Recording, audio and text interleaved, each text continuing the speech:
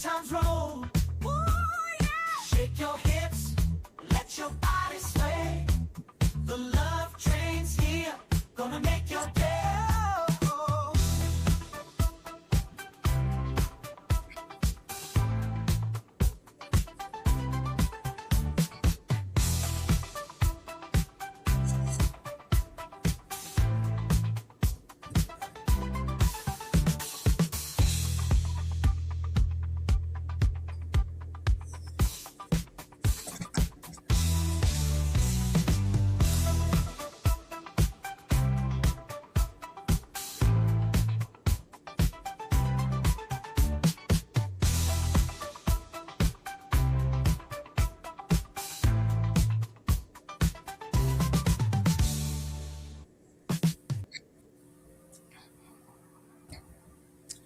Hey y'all, how y'all doing out in them streets, right?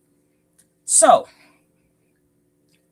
I just want to say, number one, I don't have a mouse, so I can't copy the link for you to drop in. But if y'all can type good, put it in the chat, and I would definitely try to, you know, cover it or try to cover it. Yeah, I don't even know. So we get ready to start the show. Should we still continue to go Black Power?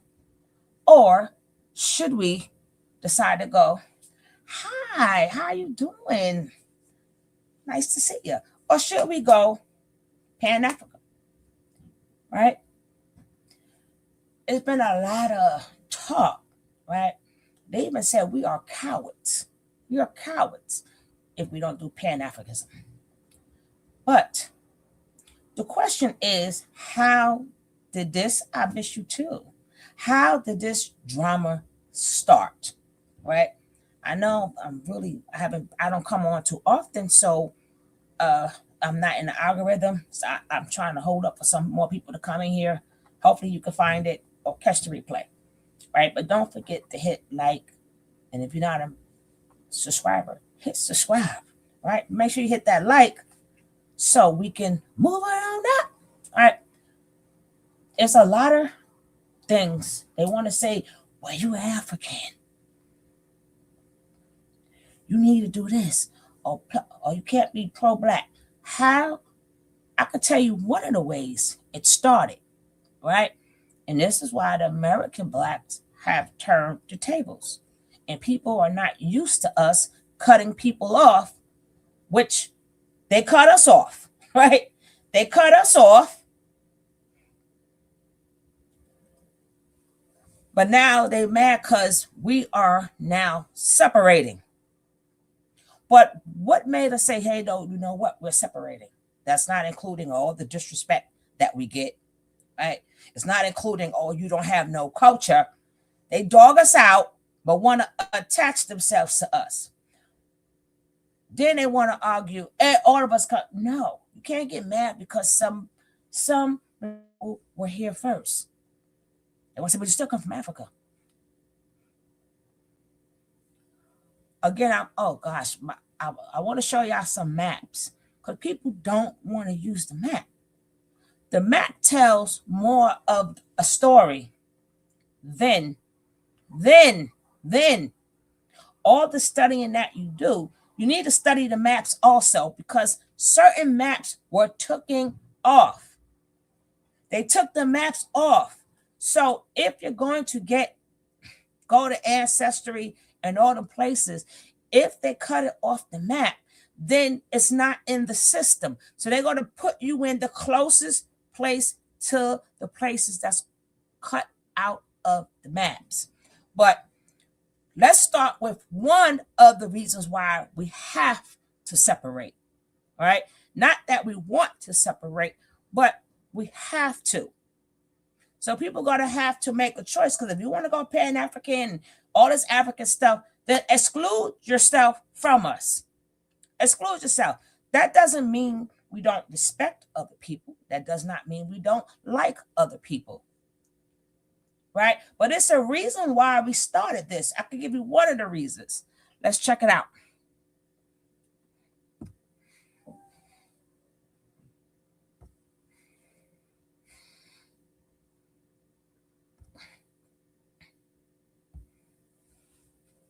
Now,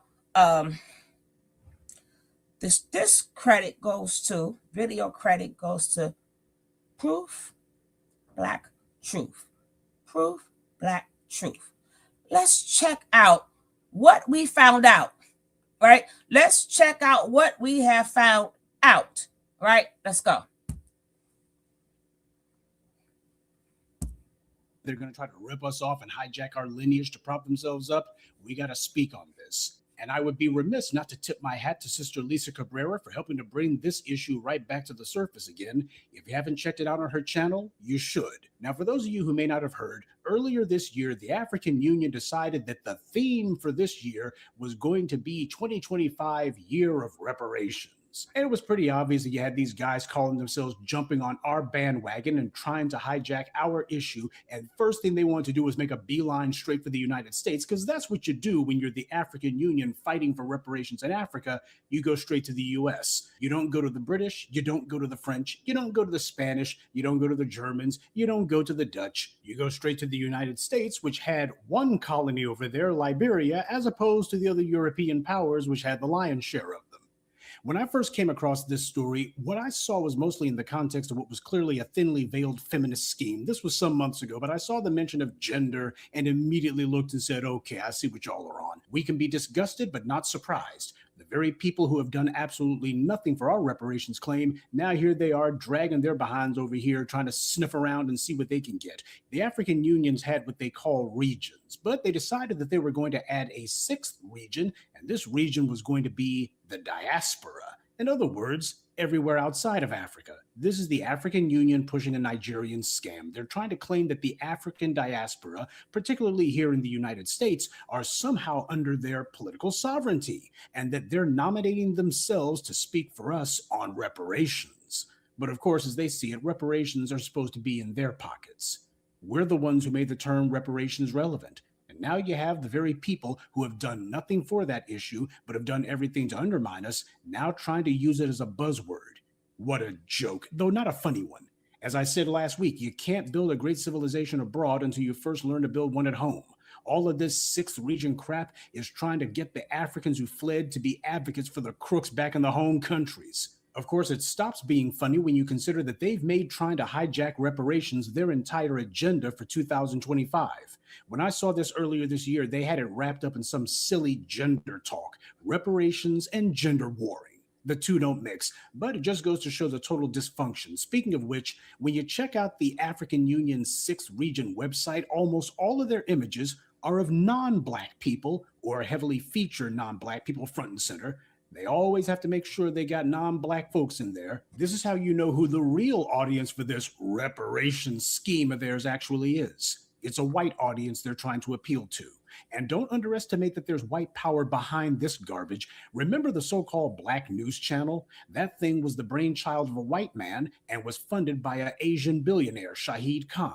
But they knew that they couldn't be the face of it, so they got some front Negroes to be their front men and front women for it. That was just another sock puppet organization too, just like Black Pac and She the People and other dummy front groups. This is the kind of thing that tethers do when they're trying to appeal to white venture capitalists and white donors. You have to make it clear that this is a project that would be totally friendly to their interests. If they're coming sniffing to the United States under the feeble guise that they're here for some sort of reparations claim that they think the U.S. owes them, then why in the world is it that they're trying to put together a proposal that is going to appeal to the beneficiaries of that exact same U.S. colonization? Make it make sense. And that's why you have them going out of their way to make sure that they don't mention foundational Black Americans at all. This is meant to be a counter effort to what we're doing. None of their scam artists who are fronting for this comes anywhere near us because they know better than that. They don't want any of the white money interests that they're trying to appeal to think that they're actually serious. Not that there was ever a chance of that. Now, I don't know if y'all understand what he's saying, right? I don't understand if y'all truly understand what he is saying. He is saying that they want our reparations, right? That would be one of the reasons why we had to separate, right? They sat up there and claimed, hey, these for our people. So they want their own reparations for selling us, right? Because people don't want to admit they had us as slaves, right? They didn't sell their people, they sold the slaves. So we came out of their slavery into this slavery. They did not sell their own people, right? We were the slaves there. So they want our reparations also. They didn't know none of their bloodshed. They wait till all this time, right? All of this time to say, hey, yeah, they from here. So they trying to eat our money. That would be a reason why we had to separate ourselves. Besides all the disrespect, right? All of the disrespect. They want us to come together.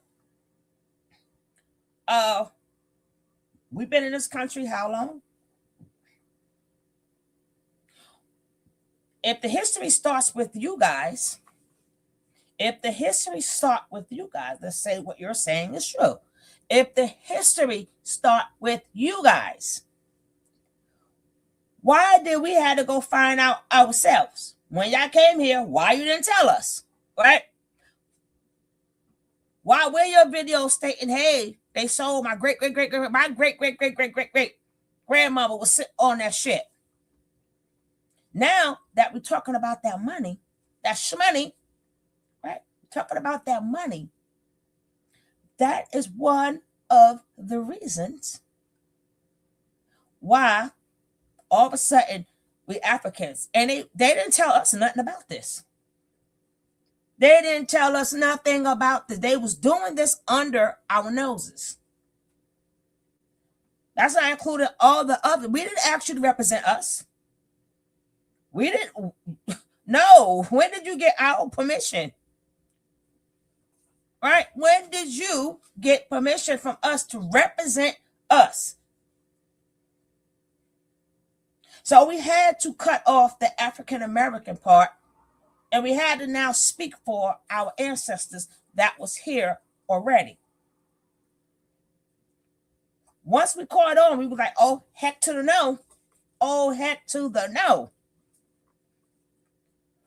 Y'all can look into that a little bit more. I just showed a clip from this video. If you want to see the whole video, go ahead and see it, right? I had a lot of videos backed up to show you guys, but I lost them, right? I don't know what happened. So we're going to get to the next video, the next one, right?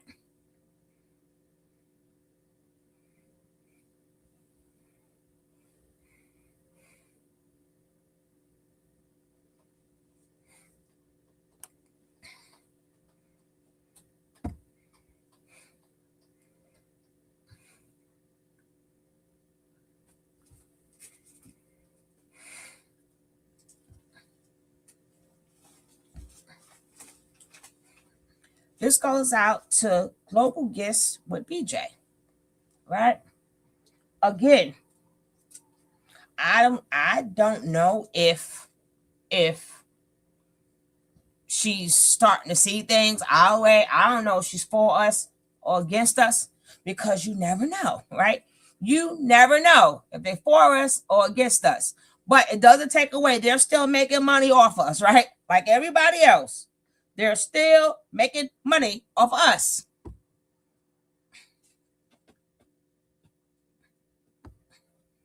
I don't know how to make this big. Let me see. There we go. Capital here. Patriot They're Software still Cloud. making So money easy, my off dog us. Can run payroll, said one of our payroll software customers. Been talking about. So let the world through slavery, but not in the numbers, because race is made up. It's a box label. It means chosen to lead the world in culture, courage, and creativity. Yes. Let's watch these videos. Anyways, I'll be back. Black does not mean African. And if you don't believe me, go Google it right now. Type in, does Black equal African? Google hits you with the real, no does not universally equal African, because Black is a racial category, a social construct based on how people look, skin tone, phenotype, not origin, not culture, not lineage. Meanwhile, African is a geographic label. It means from the continent of Africa, which, by the way, includes white Africans, Arab Africans, and folks who don't even identify as Black. So how does that work? It works because race is made up. It's a box they check, not a bond we share. See, they told us race was real to divide us, but then tried to flip it and say Black means we're all the same. Nah. Black is a look. Lineage is a life. Foundational Black Americans are not defined by race alone. We are defined by roots. Foundational means our ancestors were already here before the founding of the United States as it's known today. Not immigrants, not visitors, founders. Our bloodlines stretch back to the 1500s, 1600s, before 1776 was even a date worth remembering. Some of us were already here as Black indigenous peoples of Turtle Island, nations like Yamasee, Creek, Gullah Geechee, and Choctaw. Others were forced here through slavery, but not in the numbers they love to push. Less than 5% of the transatlantic slave trade came to what is now the U.S., which means a lot of us are not African by ancestry, but by assumption. Even those of us who do have some African roots, we evolved into something new. We forged a culture in the furnace of captivity, resistance, and brilliance that no other Black group on earth has lived through. We became foundational Black Americans. We are the children of cotton pickers and code breakers, of civil rights warriors and jazz architects, of enslaved mothers who nursed presidents and freedom fighters who burned plantations to the ground. Our identity is not just American.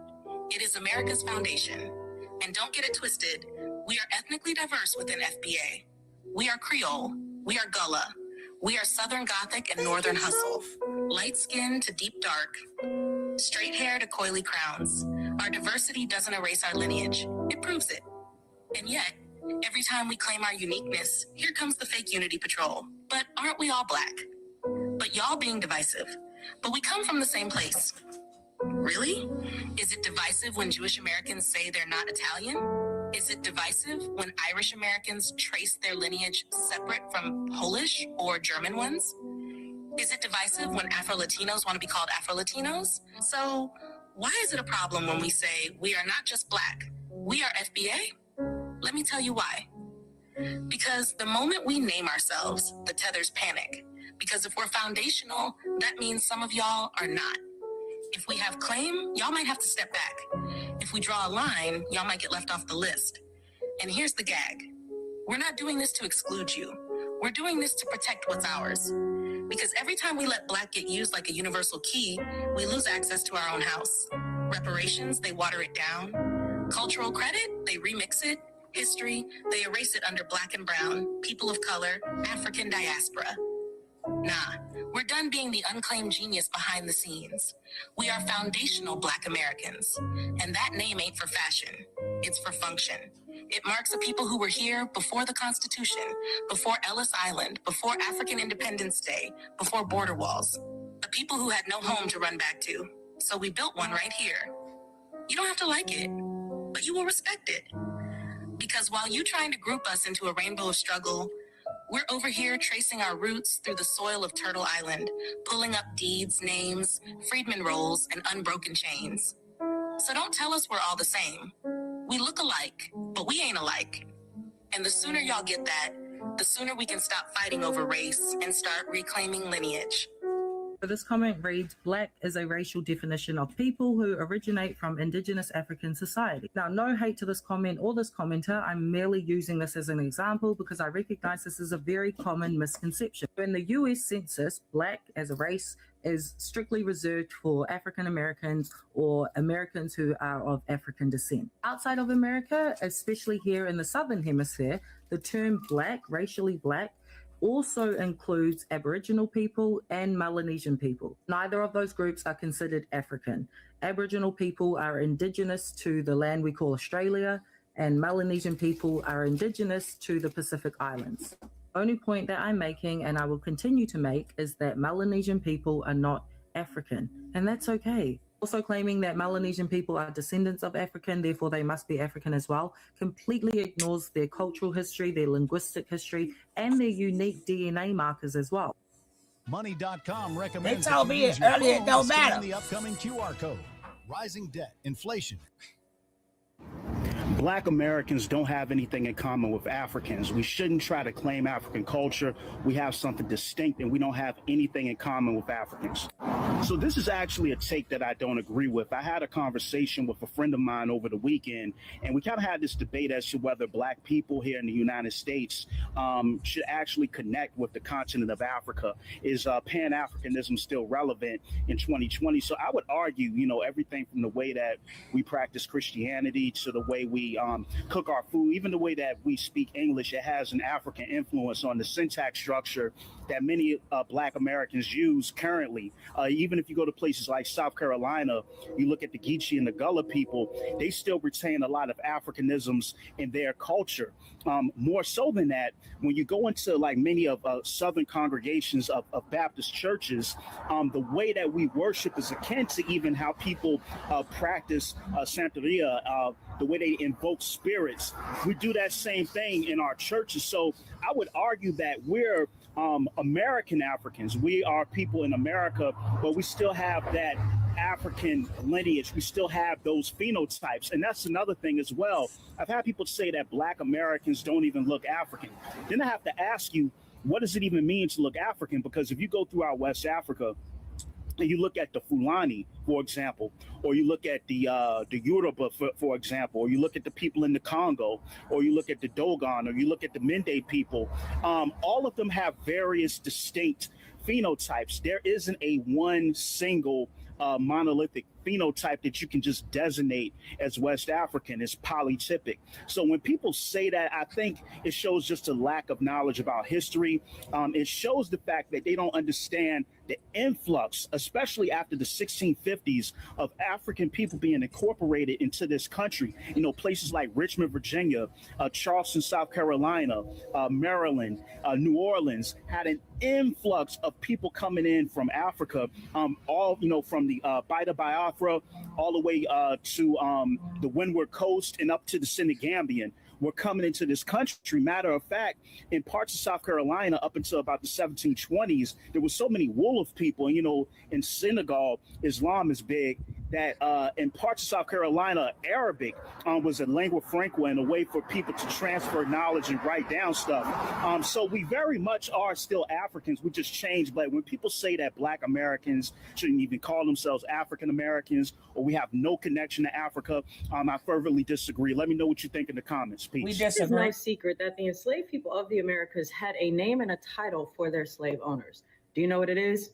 We were always made to believe that Massa was a natural Black dialect translation of master, but that ain't true. Nah, in fact, Massa is a Hebrew word meaning burden or load.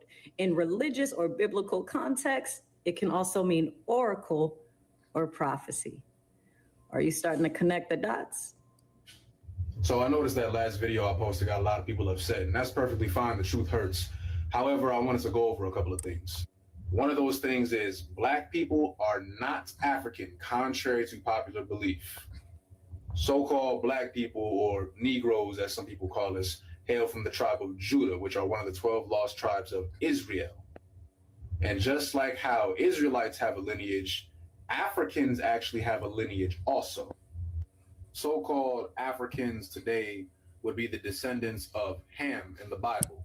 And it says, the youngest son of Noah, born probably about 96 years before the flood, and one of 8 persons to live through the flood. It says he became the progenitor of the dark races, not the Negroes, but the Egyptians, Ethiopians, Libyans, and Canaanites. For those of y'all who don't know, in the book of Exodus, Egyptians had Israelites as slaves. I know a lot of y'all probably heard the term Blacks own Black slaves. No, Africans owned Black people or Israelites as slaves. The term American or America comes from Amerigo Vespucci, who was an Italian explorer, if you will. So when we adopted the name African American, we really just got named after not one, but 2 of our oppressors. I hope that helps y'all out. Shalom. Can we stop saying that African Americans is from Africa? Can we stop saying that? Okay? We didn't come from Africa. We came from America. All right? We were the Indians that they found. TikTok, this doesn't violate any community guidelines. It's to spread awareness. Okay? But understand that you got it all wrong. We were the Indians that they found. Okay? This was our land. That's why we went into slavery. That's why Africans had slaves. We're African American. We were already here, sweetheart. We had a first president. Okay? And he was African American. But when our land became colonized, all of our history was erased. Okay? Stop. Please stop saying that. I want to trace my ancestry back to Africa. I want to find it. You're not going to find nothing there, sweetheart. Okay, we are Black people. When you call a Jamaican an African Jamaican, I will resign to you. But okay, cool. African American. We don't have a minimal amount of admixture. There are literally swaths of Black men, myself included. Now, I'm going to say two things could be true at the same time, right? We do have the people that were here, and we do got the people that was brought here, right? And then people don't want to understand, right? Sometimes I don't believe in the Bible. Oh, I'm not Christian. Yeah, because you read the Bible, you don't have to be Christian, right? It tells a story that predates, hey, Miss Leo, that predates a lot of things, right? It predates a lot of things. And a lot of books was taken out of, a lot of like the Quran and all these other things. It was taken out from that Bible and it changed it to suit them. It changed it to suit them. I'm telling you, let's look at a map. I'm going to get right back to this, but let's look at a map here, right? We're going to look at a map.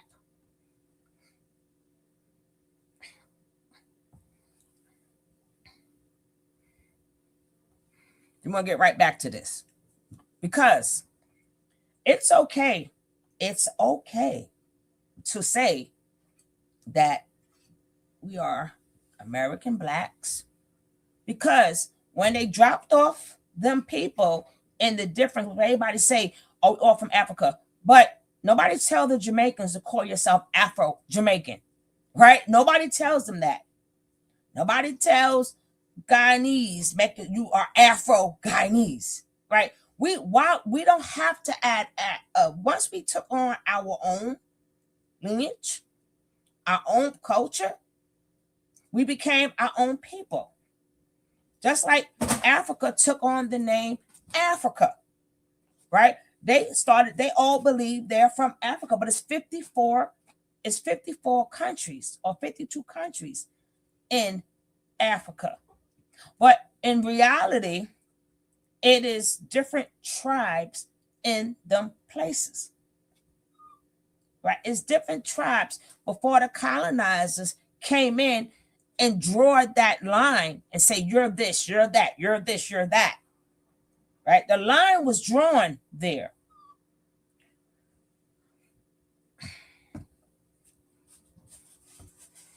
I was talking about Negro land earlier, right? These things are off the map. And why I keep talking about Negro, nobody wants to go check it out, right? I don't know if y'all can see this map, but you see Negro land right here? You see Negro land? Look how big Negro land was. And there's a lot of different tribes in Negro land. Negro land is gone. So where would them people be if Negro land is gone? And let's say your ancestors are from Negro land, it's not going to come up in your DNA because Negro land is not in the system. When you go get your your ancestry and all that other stuff, please remember that is a system also. It's a system. And it basically tells you what's on the map. Whatever's not on the map is not in the system. So they may put a lot of us in West Africa, but if you look at it, right? Some of these places still exist. So if I took you out of Negro land, right? Then I put you in Guinea. You got the Gold Coast, you got the Slave Coast, and you got Great Britain. I know that's not Great Britain, but and then you have, I gotta show you the one that's on the other side. If all of this is wiped out, right? As you can see, it's wiped out. So you got all these, if you can look at all the different countries that was in Negro land, we got a lot of countries sitting there. So that means all of their history is erased. It's not in the system. It will not be in the system. And when we first got here, right? When we first got here, what was it that they said? We got before we got the nickname Ninja, right? Before we was called Ninja, the first thing they said is them Negroes are here, right? Them Negroes are here. Why would they call us Negroes? Because they knew a lot of us was from Negro land. How would you know you're from Negro land if they took it off the map? If it's not in the map, it's not in the system. We had our own different tribes. That was a whole tribe within itself. These was people there within itself. That's gone. But Negro, when they called us Negroes, go check it out, right? When they was taking us, they were like, we got the Negroes. Where do you think that name? They didn't just call us Negroes out of nowhere. They knew what the Negroes meant. It was a special kind of people in Negro land. That's some of the places we can be from. That will be melanated, right? They will still be melanated. But a lot of different places from Negro land, when they took off Negro land, you got to see what names they are today. So even though you can go get you can go and get tested and find out where your ancestry is from, but you're never going to get your full ancestry because number one, there is no time frame. There is no time frame in Ancestry.com, number one. And number two, it will have to be on the map. If it's not in the map, it will not be in your DNA. That's a system too. The maps go with your ancestry. If it's not there, then that's not in the system. They're going to put you in the closest place next to the land. So you would think that your ancestry is from there, but technically it's not. Number one. So a lot of us could have came from Africa, from Negro land or different places in that region. And when all of these things were made up, they wasn't even called Africa. So when you go, I'm African, you can't claim the whole Africa, right? You can't claim it. But the people from West Africa, we've been claiming them. First of all, we were so happy at a point in time to have an origin. First thing we did was start studying, because we wanted to learn more about, quote unquote, the motherland. We have done things for Africa that Africa have not done for us, right?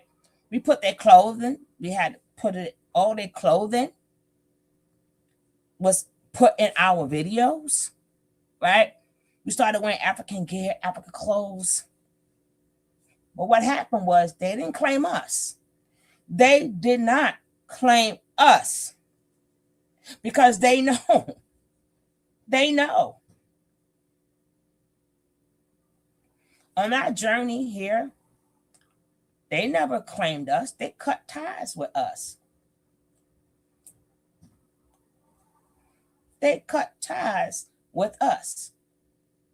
All of them in Africa wasn't the same people. Different regions do different things. They had different cultures right there.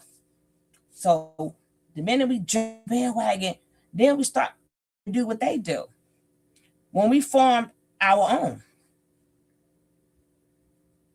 So are we to give up our reparations to them? Y'all seen the beginning of the video, right? Are we supposed to give them our reparations? Because they want it. They want it. They set out to get money for them. And money, I'll take our money too. And say they're going to represent us. We didn't ask you to represent us. What the what? The what the what? The what the what? Do you know? If I can find the video, I'm going to try to find it. Do you know everybody that's not Americans decide to speak for us? That's another reason why we had to separate. Because everybody who's speaking for us, right, don't have our best intentions. And they don't have their best intentions for us. They all said we don't deserve reparations. They claim it's going to come out of their taxpayers' dollars because they're now paying taxes. They ain't trying to pay. They got a whole, these people don't understand. They have a whole reserved bank. Plenty of money is in there. Plenty of money.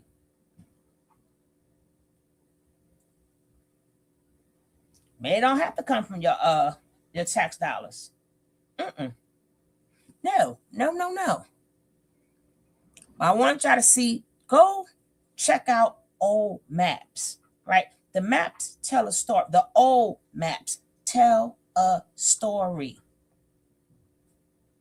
It will tell you what they took away. If it's not in the system, right? Why is these places not in this? You can't do DNA tests. A lot of things, you can do it to give you an idea where your people come in. Like I said, there's no timing. People may have West African DNA, right? Number one, is very little. It's very little. Number two, you may have it in you, but what if your mama, great-grandmama, whatever, let's say they got pregnant on American soil with the African guy.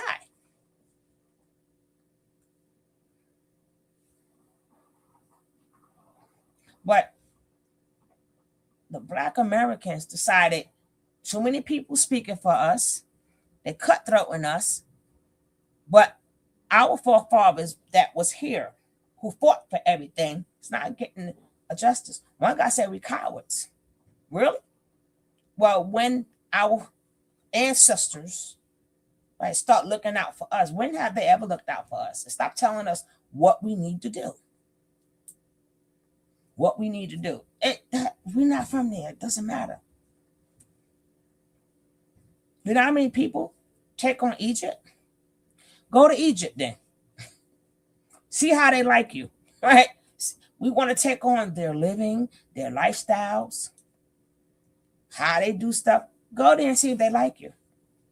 Go see it. Go there and see if they accept you. Oh, the African DNA. Okay, then go. See, look how they treat the people from the diaspora. Look how they treat you. We want to claim these people. Because, see, once we integrate, it takes away from everything we built here.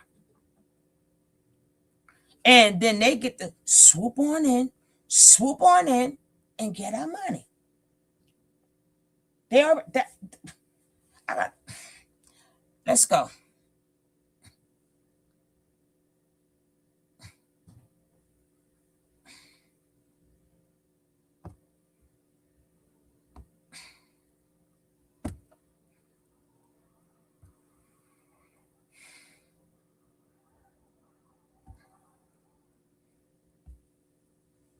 This is from Melrose Radio. They knew, so check them out.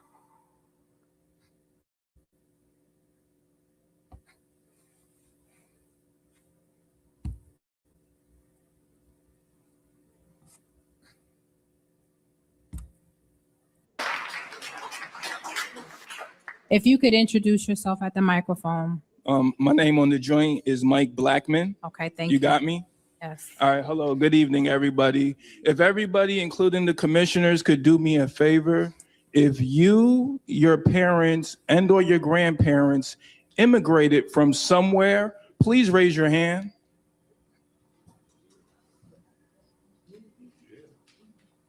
Anyone on the commission, ma'am, raise your hand, please. Immigrated, came from somewhere else. No, ma'am, don't project that onto me. Pardon me, quiet, please. You're taking up my time. Pardon me. So, ma'am, raise your hand, please. All right, so we have one lady that's part of the commission that for some reason is ashamed of her heritage. And that's, ma'am, reparations isn't a remedy for racism. Reparations is a debt that's owed from slavery. Reparations is more than a check. But the very first thing it is a check. And that goes to the living descendant survivors of slavery here in what we now call the United States of America.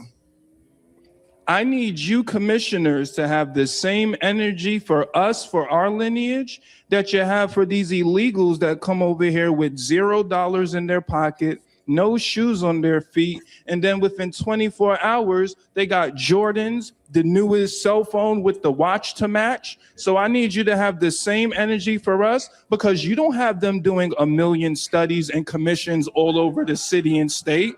You don't have studies and commission all over the city and state when it's time to give millions, billions, and trillions to Israel. Netanyahu, he's setting up drones. My man right here, he got a drone, but Netanyahu, he has guns and bombs on the drones, and they're killing people out there. Y'all don't have studies and commissions when it comes to send money to Netanyahu. Y'all don't have studies and commissions when it comes to send money to Ukraine and all this other stuff. So stop playing with our money, get us our money. And if the language isn't right, everyone get one of these papers. It takes 2 to 3 minutes to fill out the QR codes, and it'll help disaggregate the information and the language and get everything right.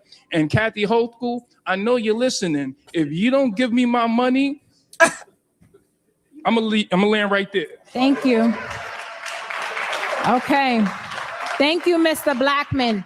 Thank you, Ms. Lee. See, Pan-Africanism is playing games with our money, right? It's playing games with our money. It's playing games with our money. And we can't get what's ours because they brought in people, other melanated people, to stop us from getting it. Because they're in these offices. We put them in the office. See, that's another reason why we have to separate. Because they're not for us. This has been a long fight. And I'm glad that the youth picked up the fight. I'm glad the youth picked up the fight. Because they think that we forgot about it. This is going to be a long fight. But as we go around, I can't find that video, but as you go around, you will see that they're speaking down on us getting our reparations, right? We didn't get our own town. Like all these other places got their own town. Our towns, our little spaces, they burned up. They burned them up. They burned them up.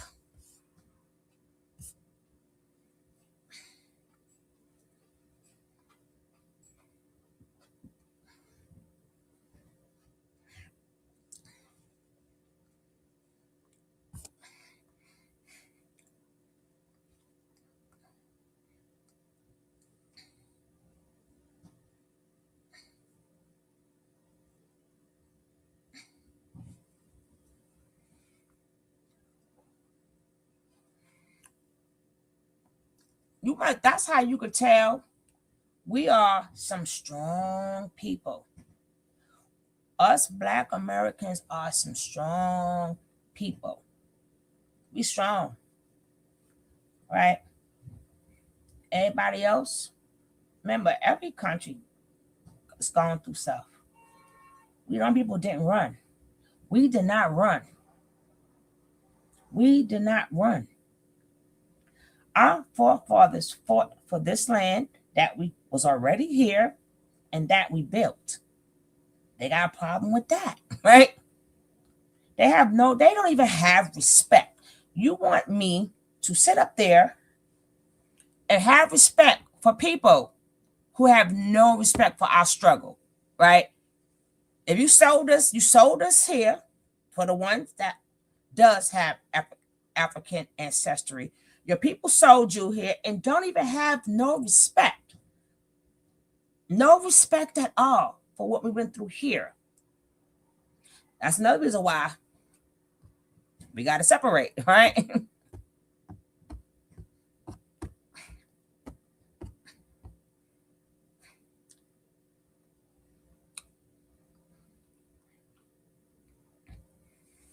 Hold on, I'm trying to get y'all something.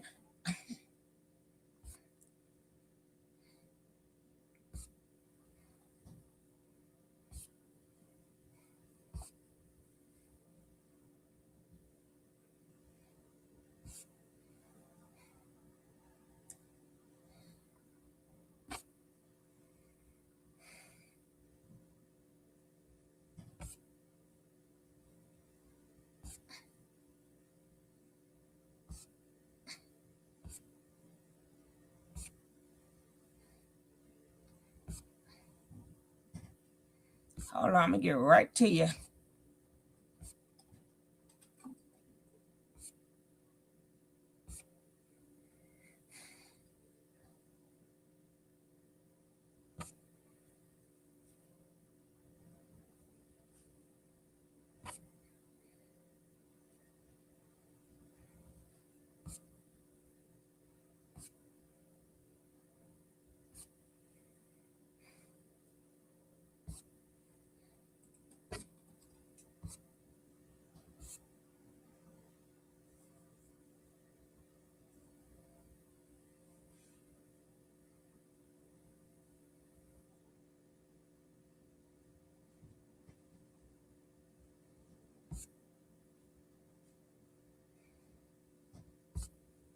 I cannot find what I'm looking for.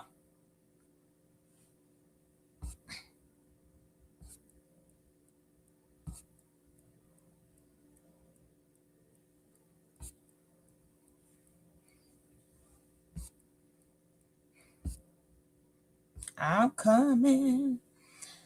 Oh, I have all these videos saved and they're gone. Oh.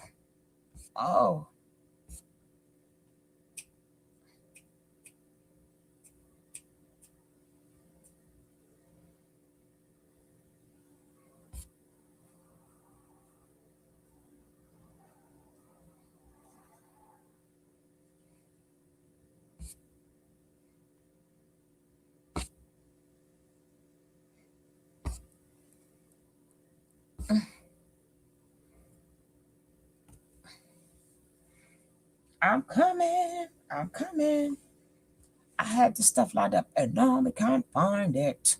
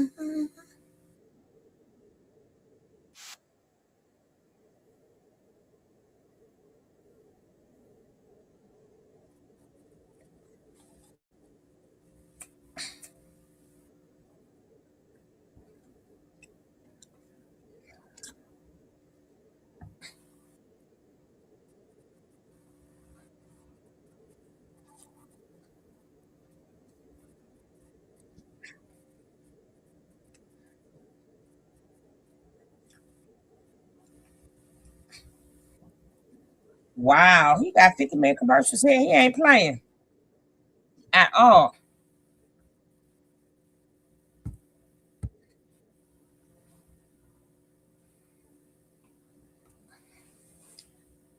Hey, my baby. Hey, love. See, Black people, American Blacks, don't seem to understand we are special people, right? We are special people. It wasn't TV back in the days. So they go, oh, this come from the Africans. No.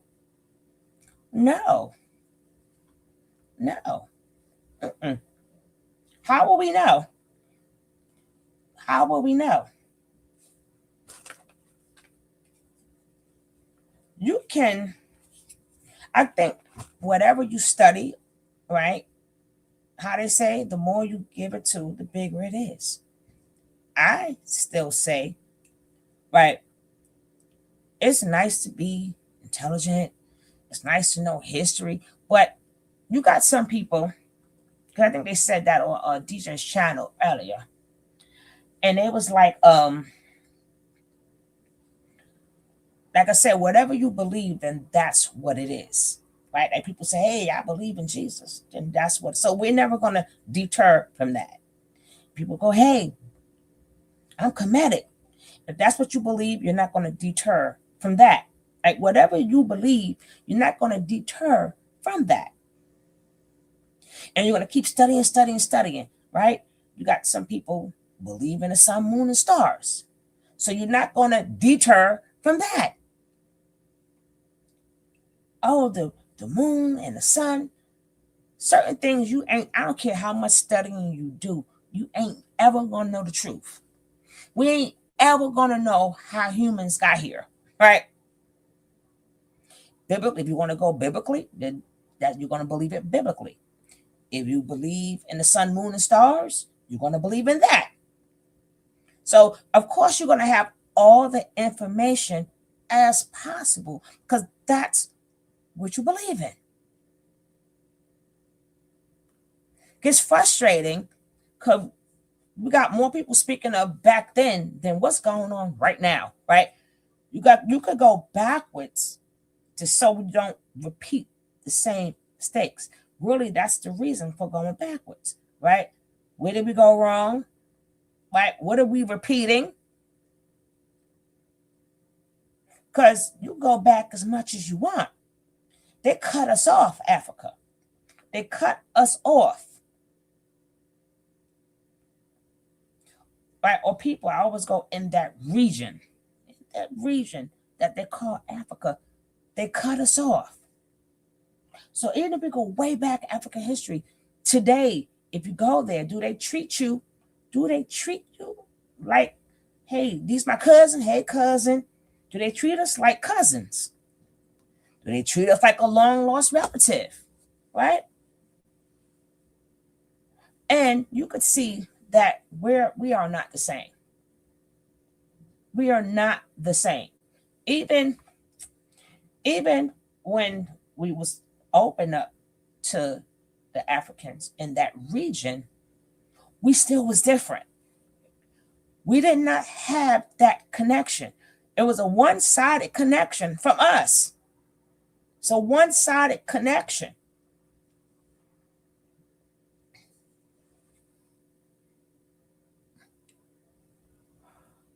That's why today they don't have that connection with us, but we're still fighting to have a connection with them. I remember, like I said, in the 80s,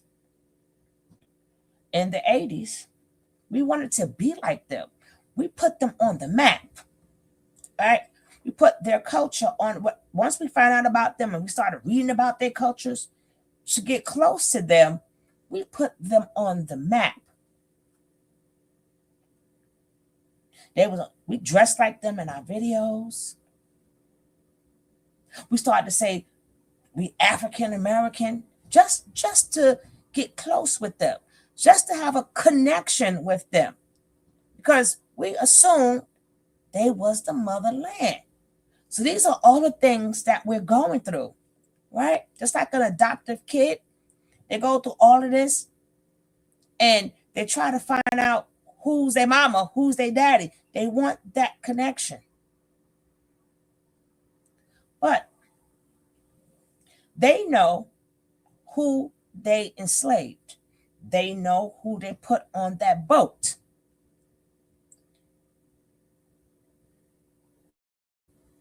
They know whom they put on that boat. And it wasn't their family members, right? Wasn't their family members.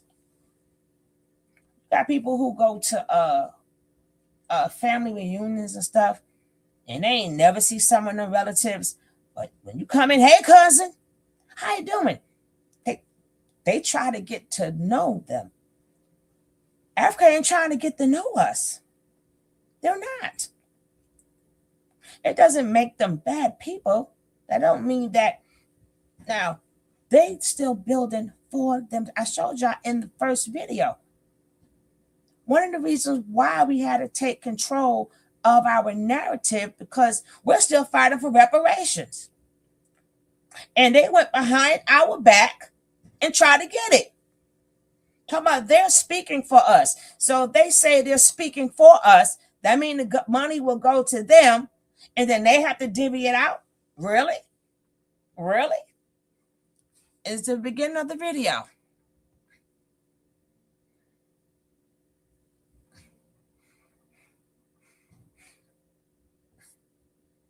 Let me see something here.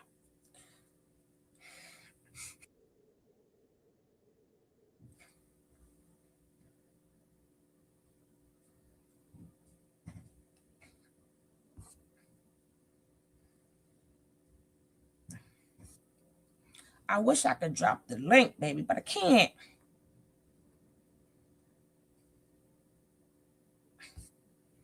We have came a long way. Are we supposed to? They come here disrespecting us, right? You ain't got no culture. Oh, Lordy. We ain't got no culture. We ain't got this. We ain't got that. Why do we need to take on somebody else's culture that is following us, right?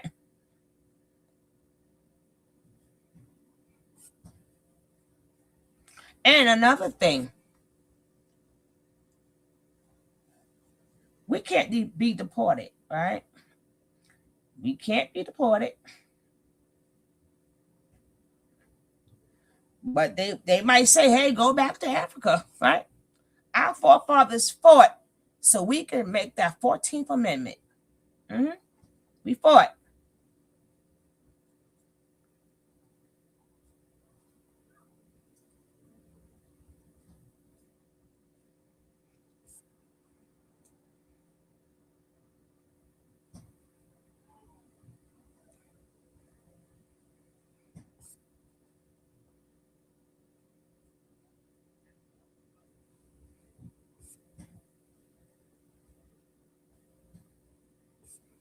I'm coming. I'm coming.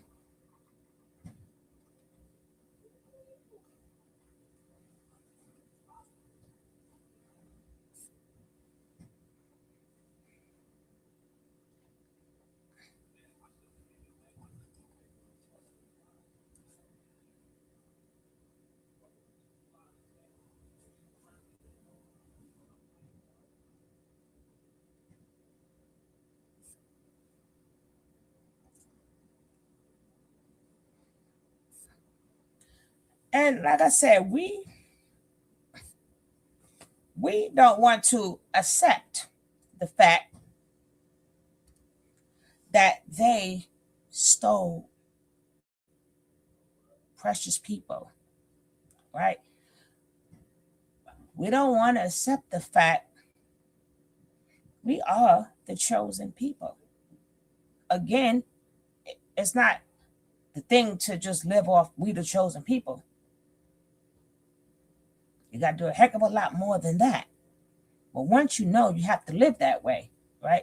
You have to live that way being chosen, if you believe you're the chosen, but they believed it, all right?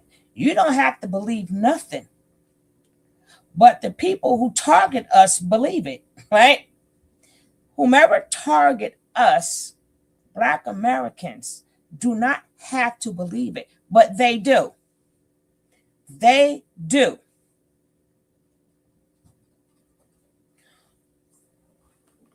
Y'all don't have to believe in the Bible, but a lot of things is biblical. You don't have to believe it, but they do. Look at all the things they did. Look at all the things that was done to us. All the hiding. Why? If we from Africa, like I said, two things could be right at the same time. They wouldn't want to just keep us, right? Why hide that? Right? Why hide we from Africa? Right? Why hide it? They said we didn't know. Obviously, if Africa still exists, oh, we lost our history, we lost our lineage, we lost all this. That's not, you can't hide that because it still exists. It would have to be some other reason things was hidden from us that they don't want us to know. It got to be some other reason certain places was taken out of the maps. I told you that's the ancestry. When you go get your DNA and your ancestry, all that other stuff, that's a system too. If certain places are not in the system, it will not be counted in your test because them places no longer exist. So I'm going to put you where the closest place to where that place was at. You got a lot of places, right? How did a group of people switch places with us, right? We're not in Israel. Y'all don't even want to say y'all from Israel, right? Some of us too. Look at the things that have been done to us thousands of years ago. Hit it for what? They took them place off the map for what? So a lot of things, whether you like it or not, is biblical. Whether you agree with it or not, is biblical. When I was in the other chat, like I said, the little girl was like, oh yeah, you can't believe the Bible because they say things over and over and it's different. That's because you don't read the Bible, right? You have to remember, biblically, certain things will be done over and over because it's like if you read a book in the Bible, go to the next one, go to the next one. Sometime when you go to the next one, 100 years may have passed, right? 100 years may have passed. So when you hear one saying something, the other one saying something, then you got to remember where they're at and who they're talking to. Let's say Paul, right? A lot of people read Paul, but you have to understand when Paul is writing that letter, where is Paul at? Remember, we didn't have books where we had Bibles all around. We didn't have books. They had scrolls. Then they had to put all them scrolls together. The scrolls that we put together. So if things was changed, but let's say it wasn't changed, right? Paul is in Paul was talking about the country of, we just read right, he's in Phillips, the book of Phillips, if I'm not mistaken. He was talking about the that country, not the Philippines, but even who. I'll give it to you in 1 second. But Paul was talking to, he was in Greece. Remember, he got arrested and all these things started coming to him. So he wasn't even talking to Black people. So of course he would have to say, no Jew, no this, no that, because he's talking to a different audience in a different point of time. Right? They're all in different places. Years went by. Philip, yeah, that's it, my baby. I love you. Right? That's where he was at. He didn't have no big old Bible there. So he got arrested there. So he's writing this letter to that set of people. That set of people.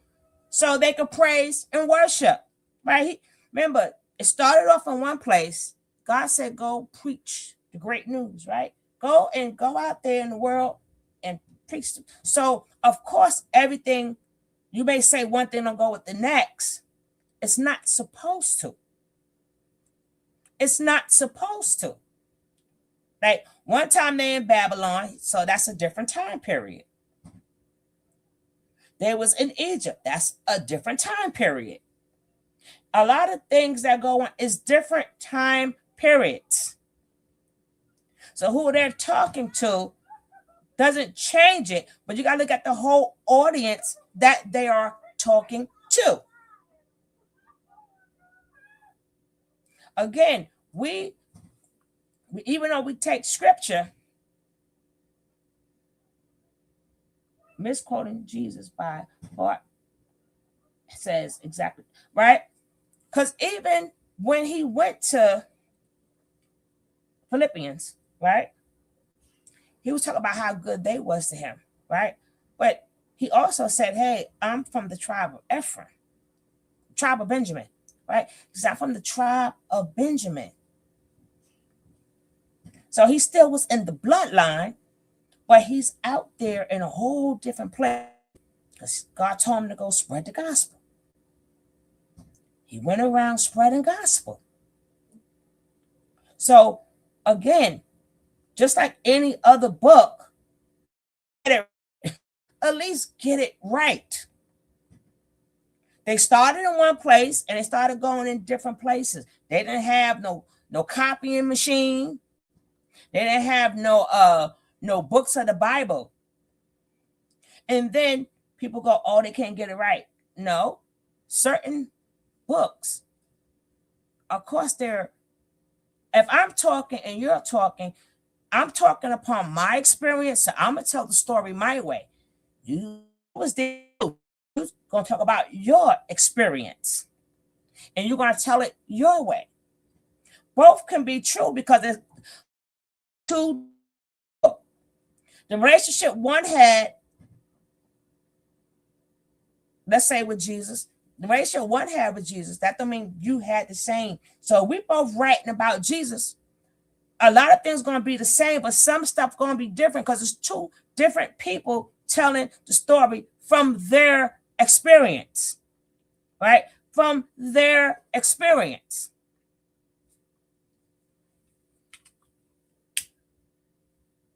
So you can't say, oh, that they best know. That means you haven't read it. That means you're getting that information from other people. If you read it, you would see that. You would see it's a whole entire story. It's a whole entire story. 1 minute they here, next minute they travel here, next minute they travel there, next minute they travel there. Oh, thank you, my love. I appreciate you so much. Right?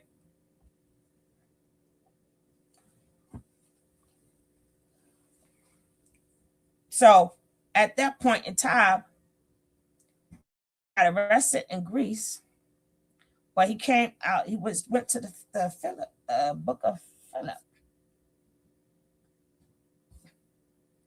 So again, you're getting the perspective from a man that was in a different time age. Years, a lot of years went by. And then majority of the being that they in different times, so they're doing different things, right? The whole book, basically, if you read it, is talking about a bloodline, right? You don't have to agree with it. It's not your bloodline, right? It's talking about a bloodline. Thank you so much, Truth. I appreciate you. It's talking about a whole entire bloodline, right? But they lived in different times, right? 100 years here, 100 years there, 100 years there, 100 years there. But each part of it, if you learn from it, it doesn't give you nothing but a better life, right? It's all saying the same thing, but they're talking about all Jesus' bloodline, his bloodline till it gets to him, if you believe, right, in that book. So that book is for people who believe in the book. Because at the end of the day, if you do read it,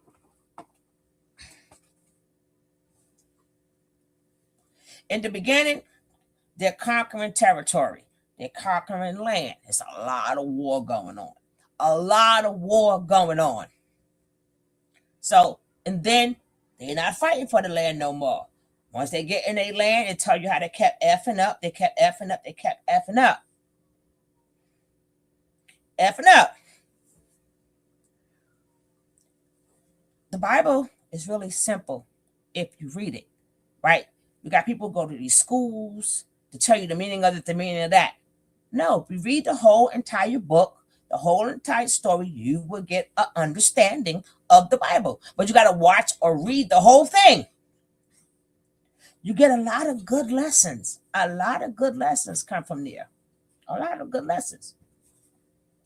But just like in the Bible, it tells you there are different people that do different things. That's biblical too, right? You had a lot of people that was into witchcraft, a lot of people that was into being idols. You had people that was kneeling down to a figure, like golden calves and stuff like that, right? They speak upon paganism. They speak upon any subject you could think of, because there's nothing new under the sun. It's in that book. So we already know. So if you was one of the people that was doing other religions, that's okay too. That's in the Bible, right? Just like he told you other religions in the Bible. And of course, his people was turning to other gods. You could do that too. That's biblical. So it ain't like y'all not mentioned in the book, but you have a choice. That exists too. All of that existed. So the people who choose to go to other religions or pray to other gods or do your own thing, that's biblical too. So you have people who still chose to believe in God. And you have people who wanted to do other things. God's not concerned about that. If he's concerned about people who believe in him. If you want to do other things, you can. One don't negate the other. It's your choice, right?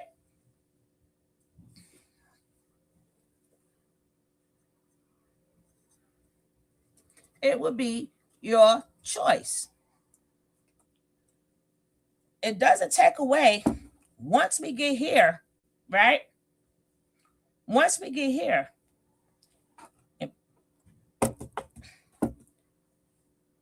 people say, oh, this our ancestors did this. No, some did.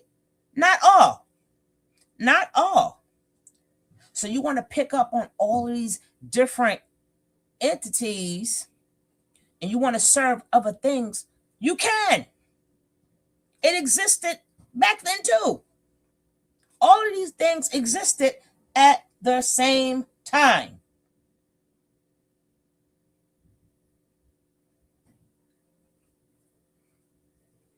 But we don't want to believe we are those people. That's what they took from us. They didn't take being African from us because Africans still exist. When we see that the connection is not there, we like, hold up, right? We like, hold up. You mean they're not our parents, right? Again, certain things was took off the map.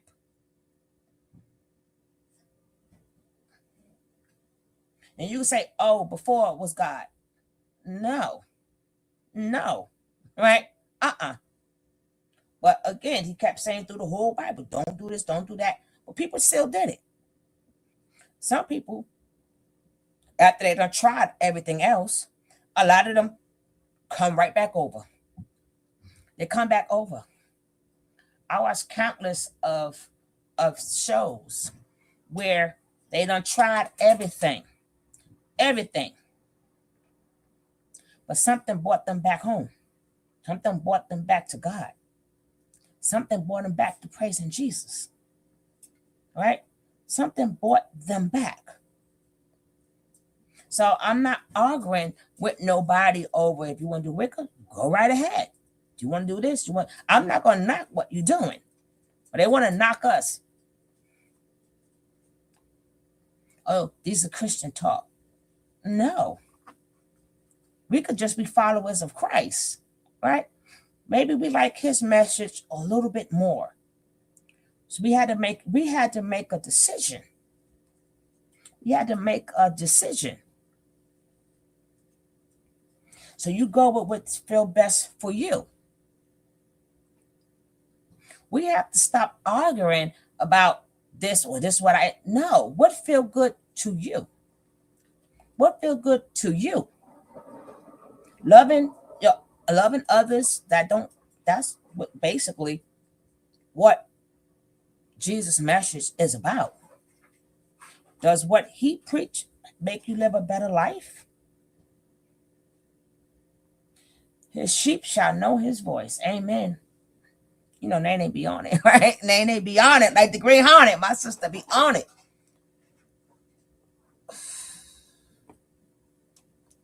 I'm telling you, they messing me up. They messing me up. I got all these videos here.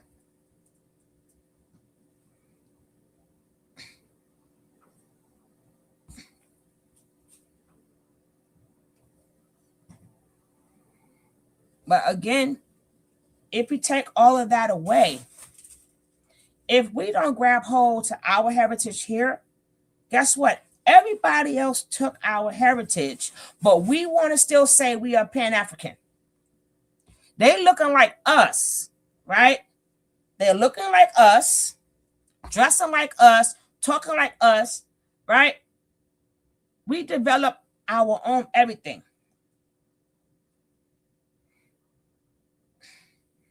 We develop our own everything.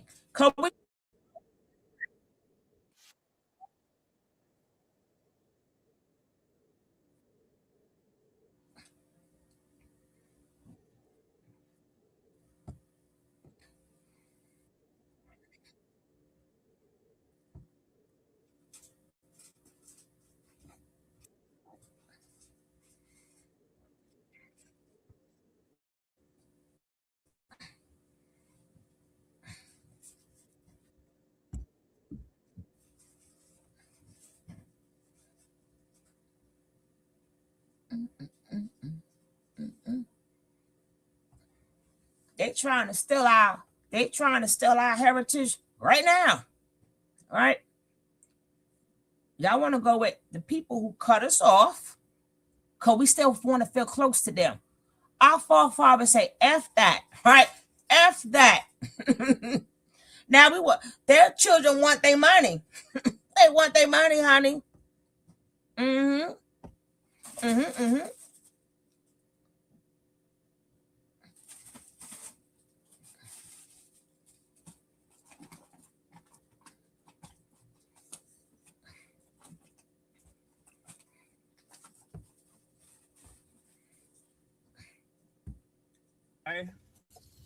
Black Americans, the real Israelites, the real Jews, the real indigenous Americans.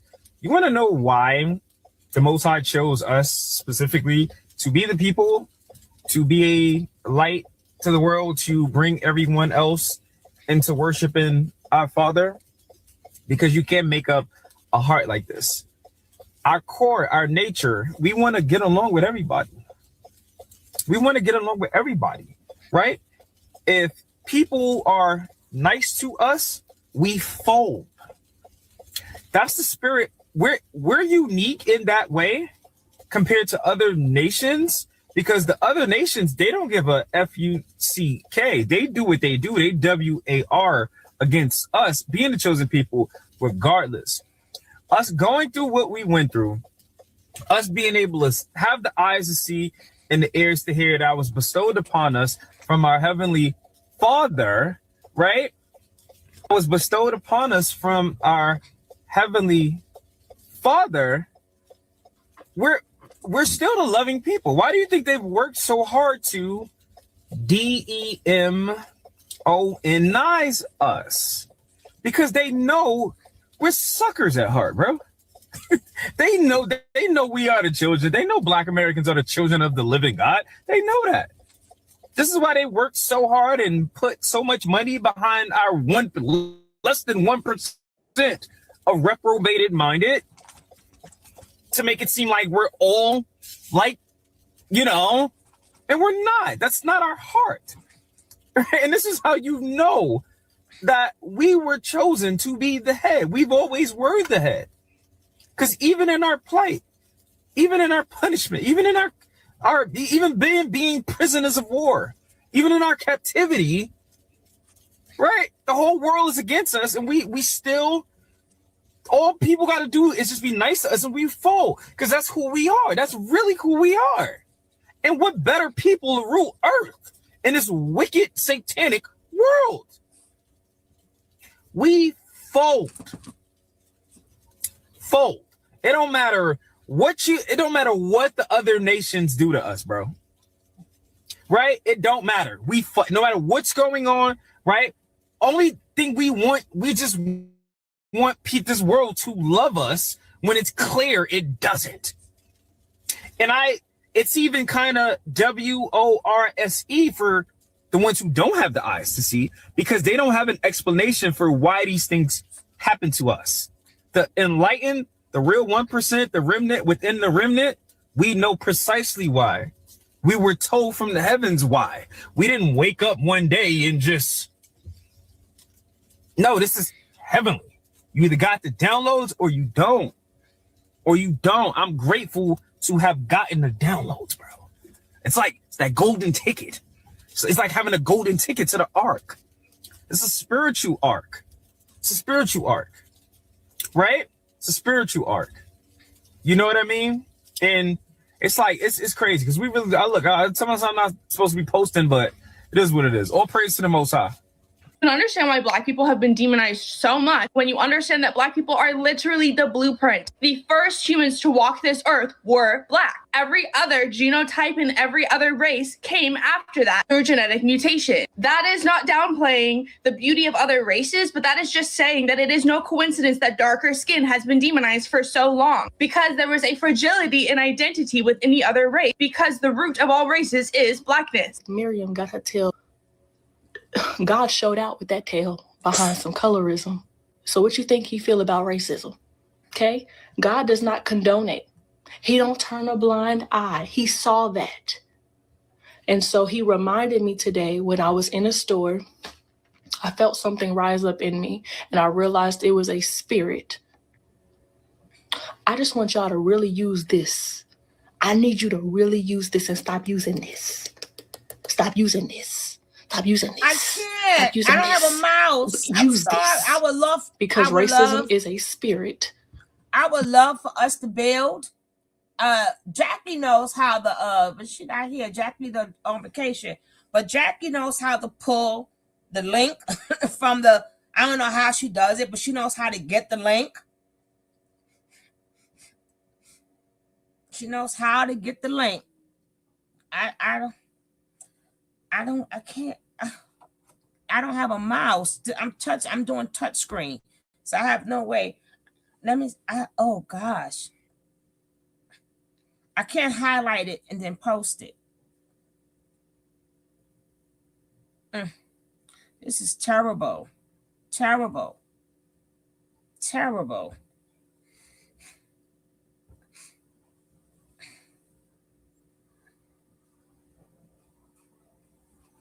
Let me see something here. I'm gonna try to write the code in. Hopefully we can get it that way. Let me see here.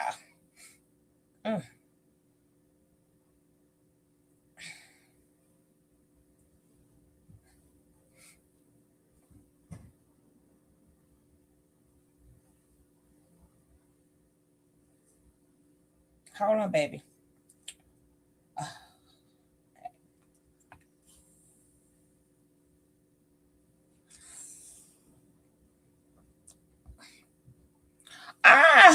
No. That's the link for the channel. I'm talking about the link for the to come on in.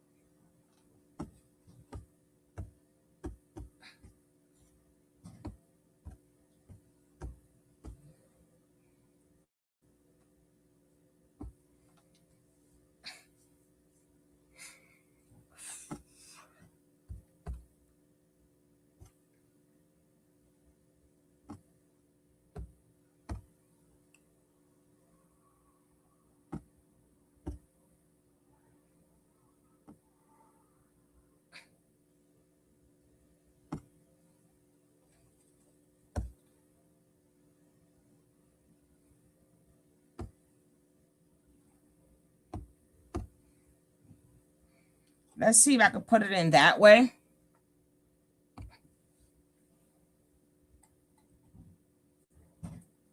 Try to click on. Can you click on that?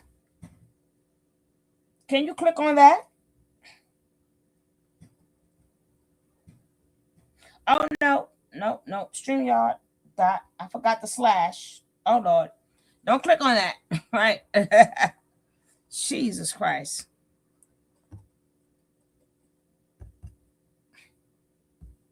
I forgot the slash.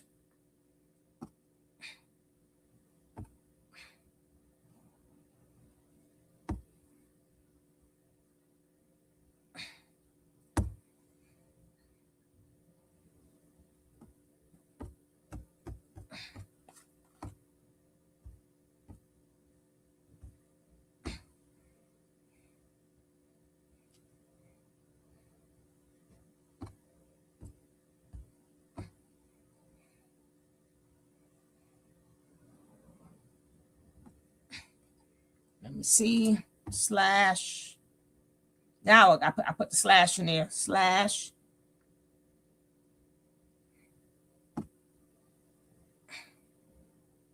Hold on, baby. I'm trying to get you in there.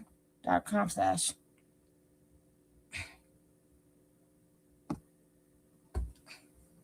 Eight, 9, 3.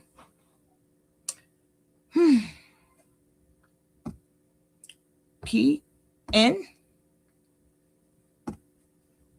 3 Y F G F. Okay, try to click on that. Try to click on that and tell me if you can click on that.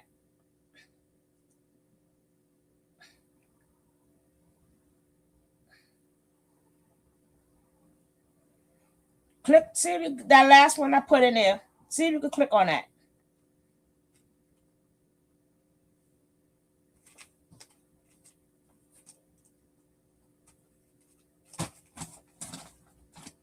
Or if somebody could copy it, then put it in the chat.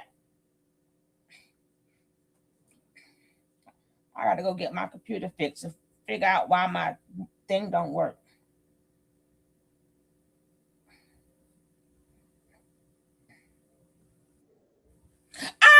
my God, did somebody pop in? Ah! All right. Come on up, Truth. Nay, my baby. Hey. All right. How did you put this when I put the in there? Yep. You did. Oh, okay, I got it. You did. Somebody taught me that. welcome. Oh, no, thank you, Queen, for letting me up. I appreciate that.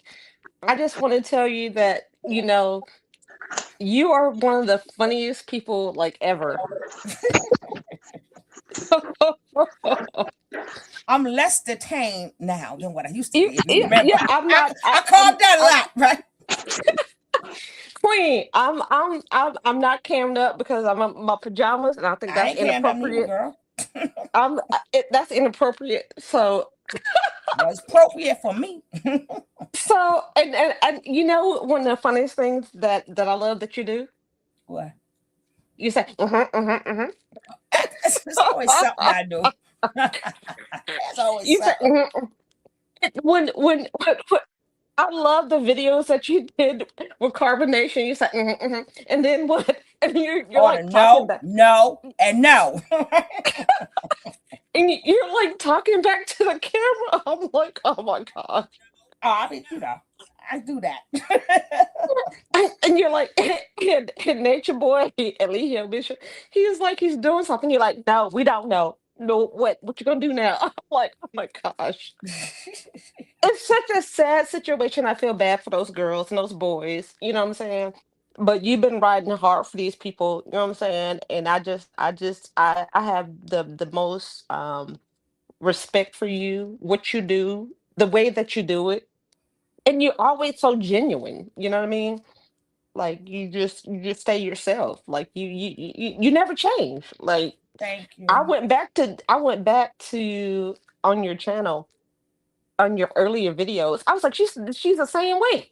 Like she's never changed. Like she's just an awesome person. And you don't just stick on one topic. You talk about everything and everybody. So I sure enough do.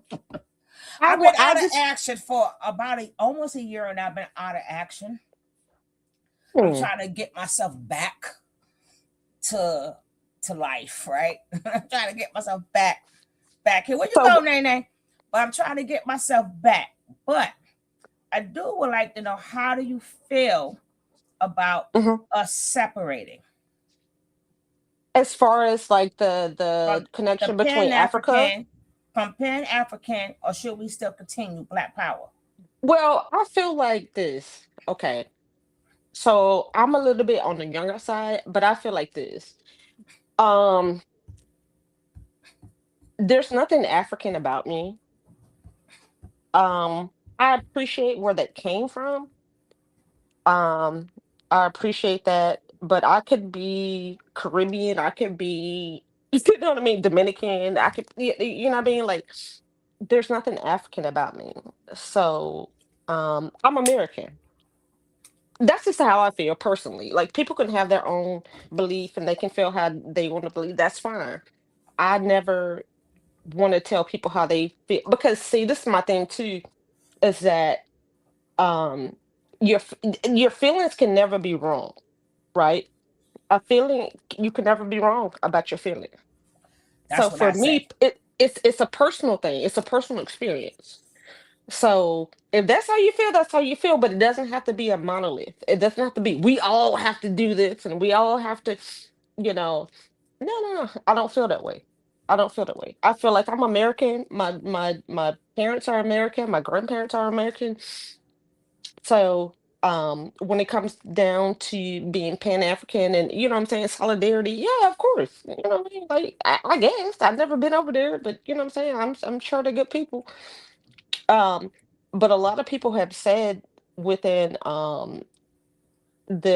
like you said, the diaspora of the African experience, when they went over there, a lot of people feel like they're not welcome because they're American, Black Americans. Right? So I don't understand how you can label me as African American. Like I don't get that, because if people are coming from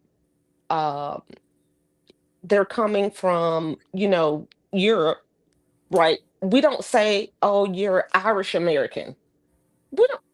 So why do I have to be African American? You know, like it's like no, it's like a label on top of a label.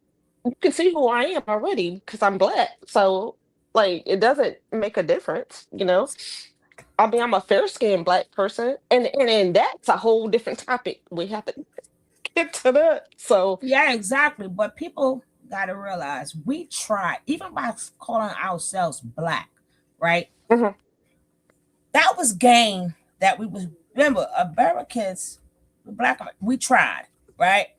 So okay, even we called ourselves black, that was to unify the people that was okay, melanated.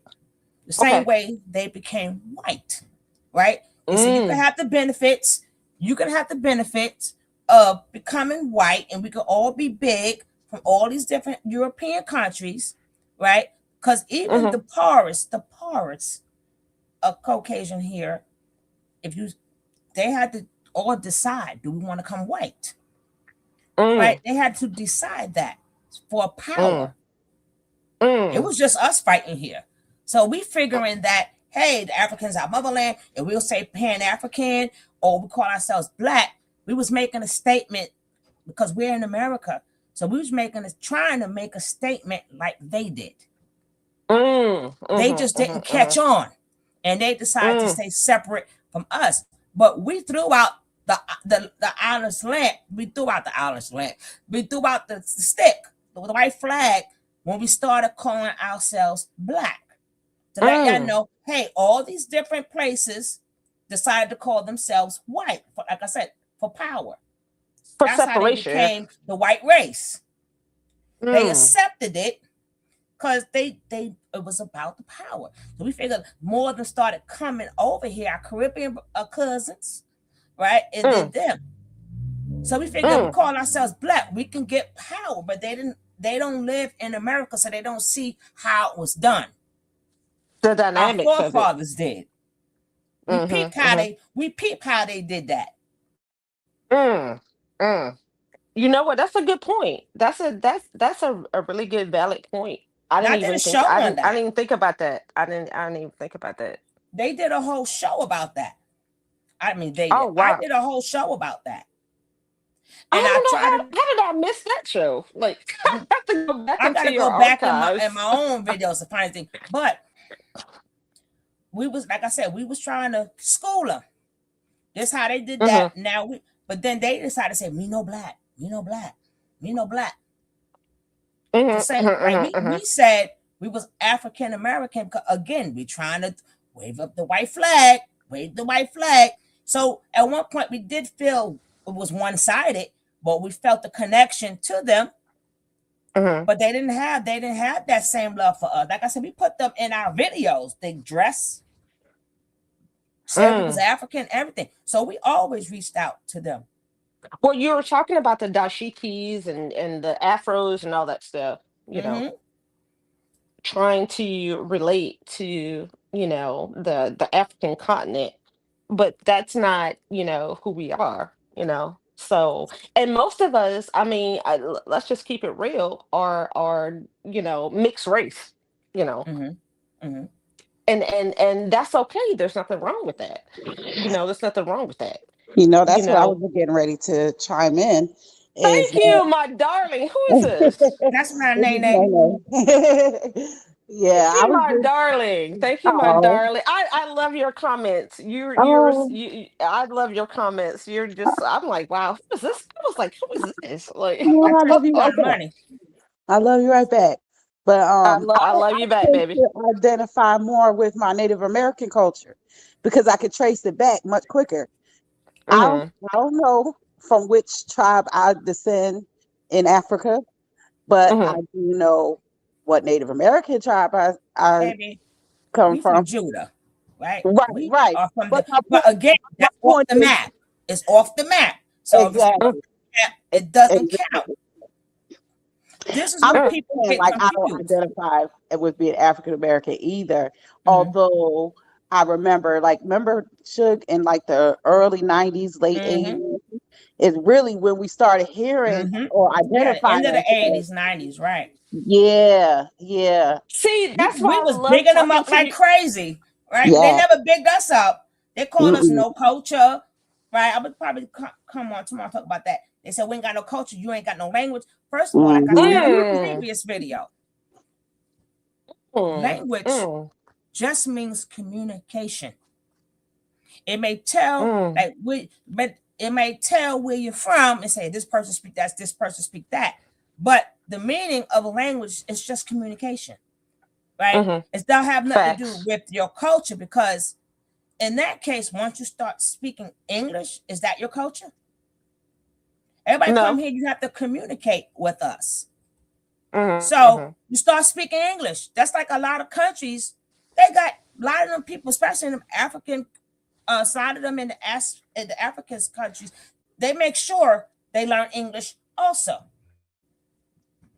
They make sure they learn English. Well, Miss Shug, let me ask you, and I call you Miss Shug out of respect, not out of age or anything like that, because I just respect you. I just respect you so much. Thank you. No, I respect you so much. I respect what you do. I respect your tutelage, because I'm over here like I'm and you know what I mean, like I'm back in my college days. I'm like, what? Like I'm listening. From whence did you come? Because I can't place your accent. Oh, New York. Oh, New York. Okay. I love New York. Oh my gosh, I love New York, man. I'm from the great state of South Carolina, but I lived in Hawaii for a long time. But Aloha. oh, aloha. I'm doing the dance right now, baby. Mahalo. Me. I know a little bit of Hawaiian. Yeah, mahalo. Aloha. But I lived in Hawaii for a long time. But I'm like, I can't place her accent. Like it's something. Like she. The one thing about you, Miss Shug, is like you mean what you say and you say what you mean. And I'm like, oh my gosh. And in Hawaii, we used to call people like you auntie, right? Did you see? They You do know. that here too. Oh, they do? Yeah. Oh, okay. It probably started from here. I tell you, everybody take a piece of us. So, sis, what were you saying? I'm sorry, I didn't mean to cut you off, but I did. I just wanted. I'm with them people on the other channel, but they don't want to listen, because a lot of time we want to go through culture and we want to go through the land that's there now. But a lot of the land, because of war, was taken away. Then they changed the name.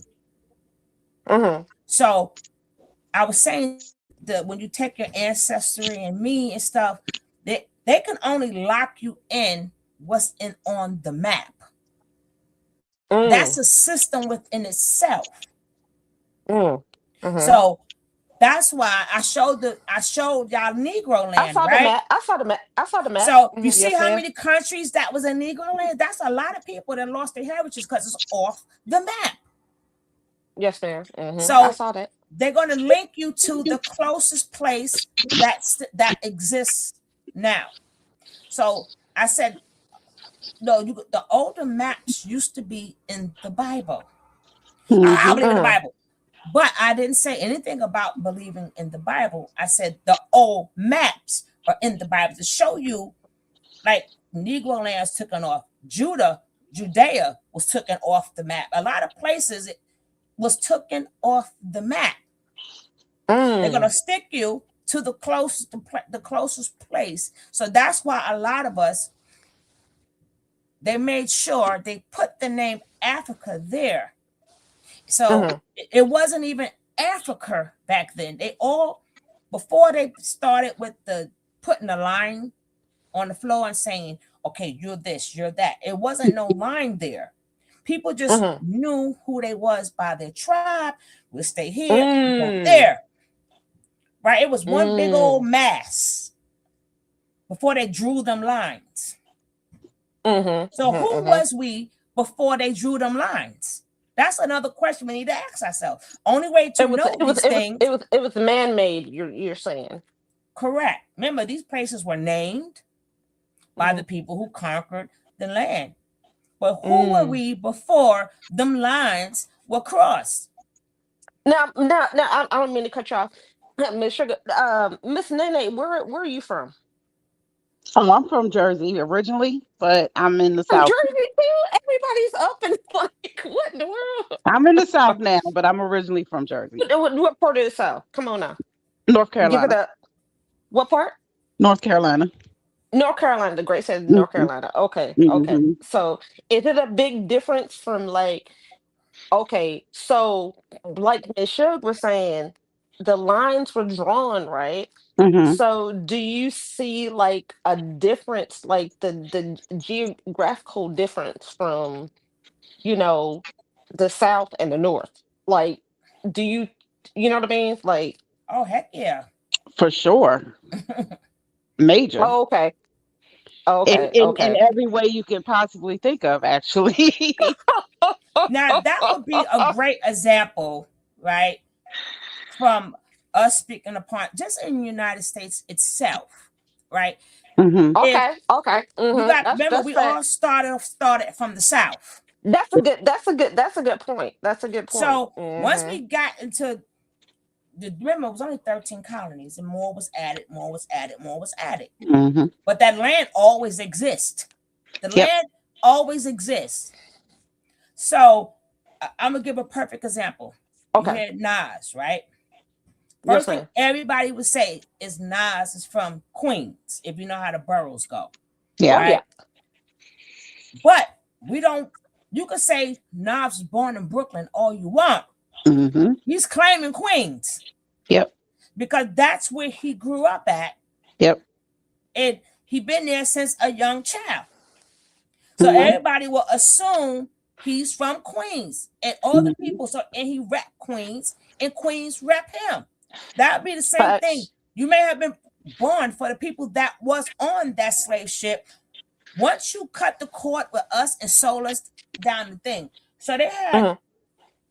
See, this is why a lot of people should not teach us our history. We got all these tethers trying to teach us our history. We had one guy that said, I will probably show him. He ain't even from America. He's from the Africa. And he was trying to belittle us and stuff. Talking about, oh yeah, what the Jews came here and they didn't have no money and didn't look. No. Oh yeah, he said that they came with no shoes or something. And First of all, they always had money. They the ones where they get the money from to get to remember they put up the money for the daggone slave ships. What? Let's not forget that. From Europe, that's right. They the ones paid for to get us here. So when did you mean they came here with nothing? They got us here. They paid to get us here. What are you talking about?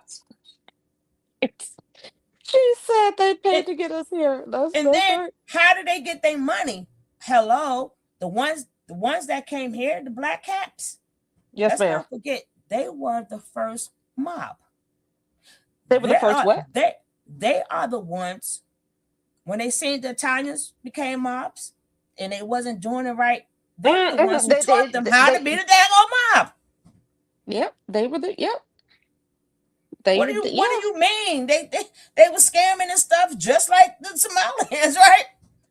They So, were. Oh, they didn't- let's not get onto Somalians. Oh my gosh, Oh, Nene, what you think about the we are, Somalian but not issue? tonight. But we are. I got a lot of catching up to do. So what do you mean they came here and they worked? Ninja, you ain't from here. You on the other.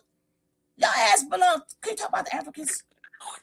Don't tell us, make us feel below them when they're the ones who financed the slave trade.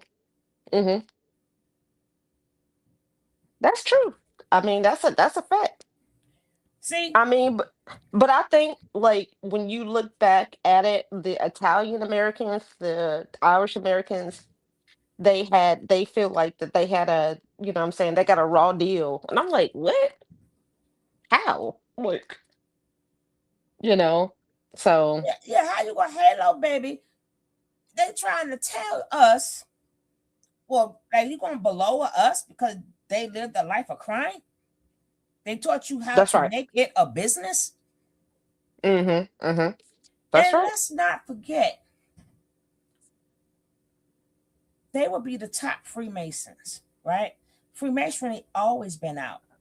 They You know already what? own. They already own all the banks in different countries. What do you mean? What are you talking about, sir? I've always been interested into that, Miss Shook and Nene. I don't know if you know Miss Nene. All due respect, I don't know if you guys know anything about that, but that would be a good show too. Because I don't know much about the Freemasons, but I'm very interested into it. Ooh, I mean, you may have to look for it, but a lot of things it's hard to talk about because yeah. they channel Why? stuff in and stuff like that. Why is that? For one Go ahead, Miss Nene. Go ahead. I'm listening. Well, for one thing, it's a secret society, so you almost have to do a deep dive. Okay.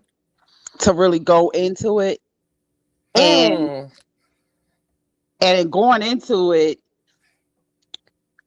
there's going to be some things we can talk about. That'll like lead you down another rabbit hole, down another rabbit hole, down another rabbit hole. Really? Yeah. But yeah. Oh, wow. And that's not to say it's do done. you know London belongs to them? Who? Yeah. London belongs to them. Yes, ma'am. Oh, I didn't know that. I'm interested in cults and Everybody secret owe them money. societies. Everybody owe them money.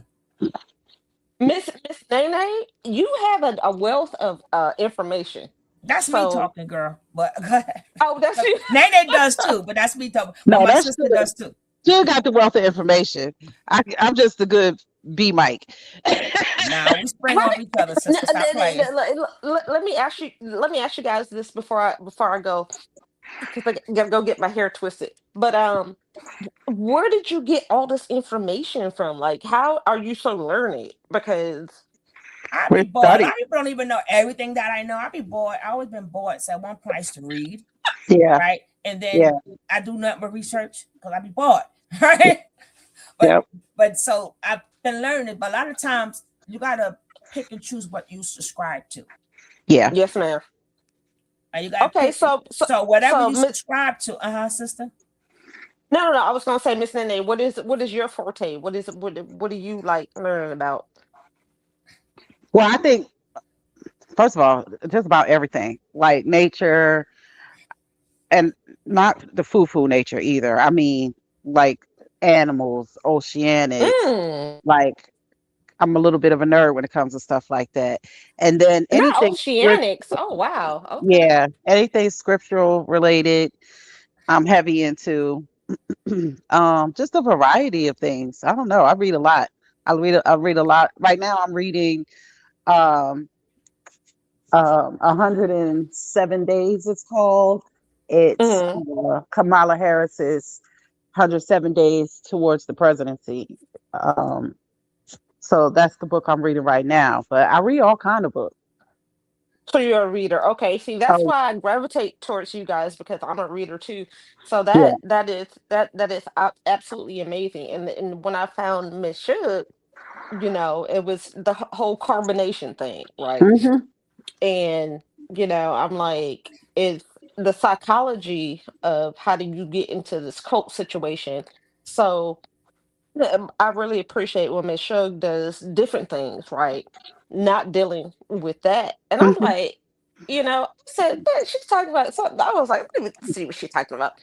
And, she's so learned and she's so real, and she just Yeah. says what she says, what she means. She means what she says, and she don't care. She's like, whatever. You And that's take what it I or love leave it. about my sister, that we can dive into a bunch of different topics. In the time that I've been with Shug, we've covered all kinds of things, from occults to the cults to the sciences to script. Wow. We can really talk about God and who we are in God, who we are in Christ. And love that, seeing that facet of my sister just grow. So yeah. She's a wealth of knowledge, like you said.